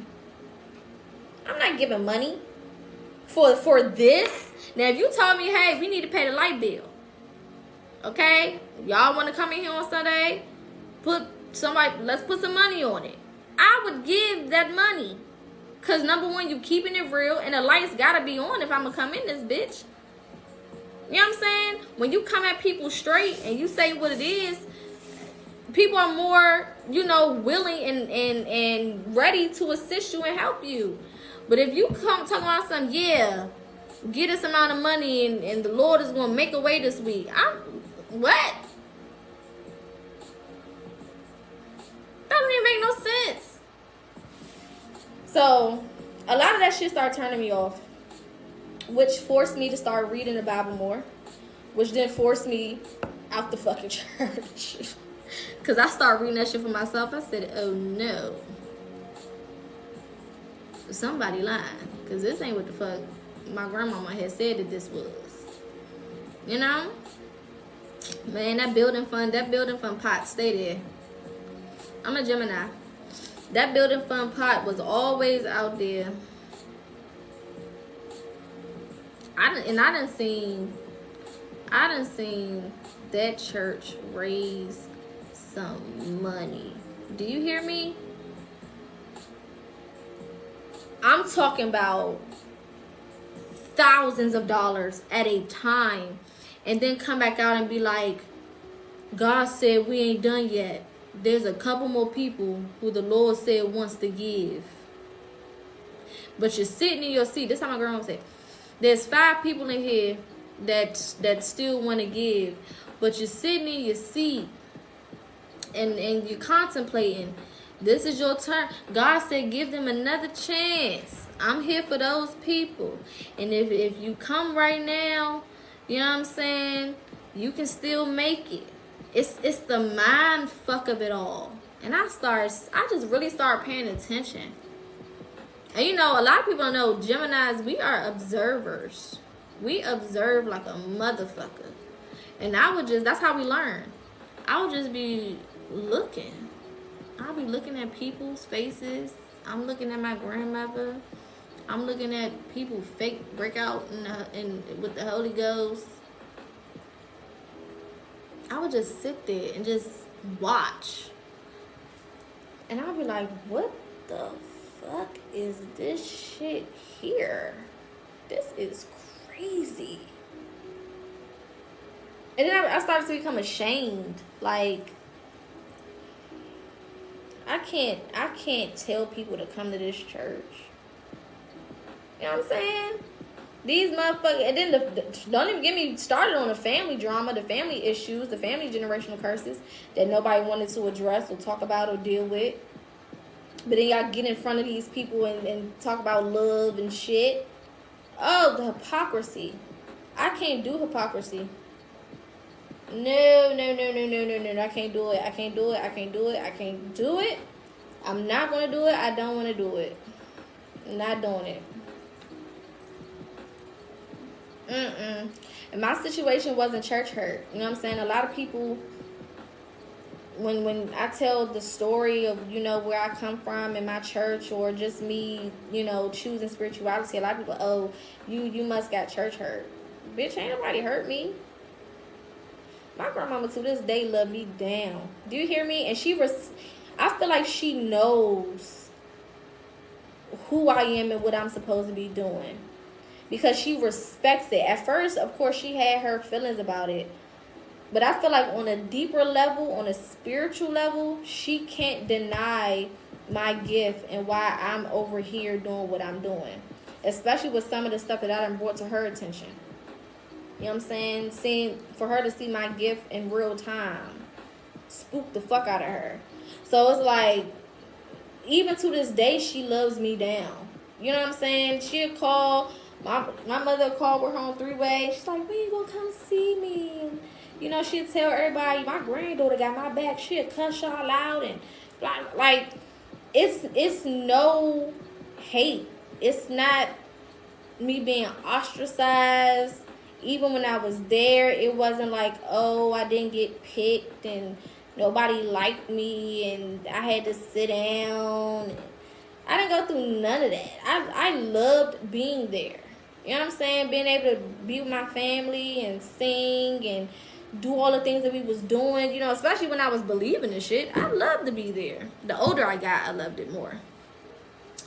But, no. What really made me leave was the Bible. Like, researching the Bible, looking into the Bible, reading it for what it was, not all of these metaphorical shit, you know, that they were trying to convince me of. Oh, the Lord didn't mean it like that. Well, how the fuck you know? How you gonna tell me how he meant it? You know what I'm saying? That shit ain't never made no sense to me. God didn't mean it like that. What he was really saying is, how do you know what he was really saying? If you say that this is what it is, and it's plain, and I'm reading it for what it is, plain, then what the hell are you talking about? That shit didn't sit right with me. It just didn't. It didn't work for me. It didn't sit right with me. It just wasn't my vibe. So I don't know. I don't go often. You know, I just went to my grandmother's church in the beginning of March because she had her pastoral anniversary. That was the first time I had been to that church, maybe in over a year and some change, maybe. I don't be there for real. No thank you. With that being said, we can go ahead and close out. Shout out to everybody who gifted, who commented, who liked, who shared, who participated, who sent energy, good energy, who followed. I do have a Discord for those who want to connect with me one-on-one. We do have a Discord. Feel free to inbox me on either social site and I'll send you the link. You do have to be melanated. It is a melanated space only. We do gatekeep over here. My lives are for any and everybody, but our spaces are gatekept. That's just that on that. So if you are interested, feel free to shoot me an inbox message and I'll send you the link to the Discord. This will be posted on YouTube tomorrow rising for those who want to watch it back from the beginning. What else? Tomorrow we'll be doing our free type of live where basically we just talk about whatever y'all want to talk about for real. So we'll do a topic and we'll just kind of go from there. Thursdays are kind of starting to become my favorite. Outside of the lesson days, Thursdays are starting to become my favorite because we could just kind of talk. We just kind of chat about whatever we want to. So that's what we'll be doing tomorrow. I'll be live between 4:45 and 5 o'clock p.m. Eastern Standard Time. So make sure that you follow so you can get those live notifications. Other than that, light and love to everybody. Enjoy the rest of your night. Be safe. Keep these messages and this new knowledge and information at the forefront of your consciousness. Go back and do your own research on the words that we looked up. And I'll see y'all tomorrow. All right? Peace.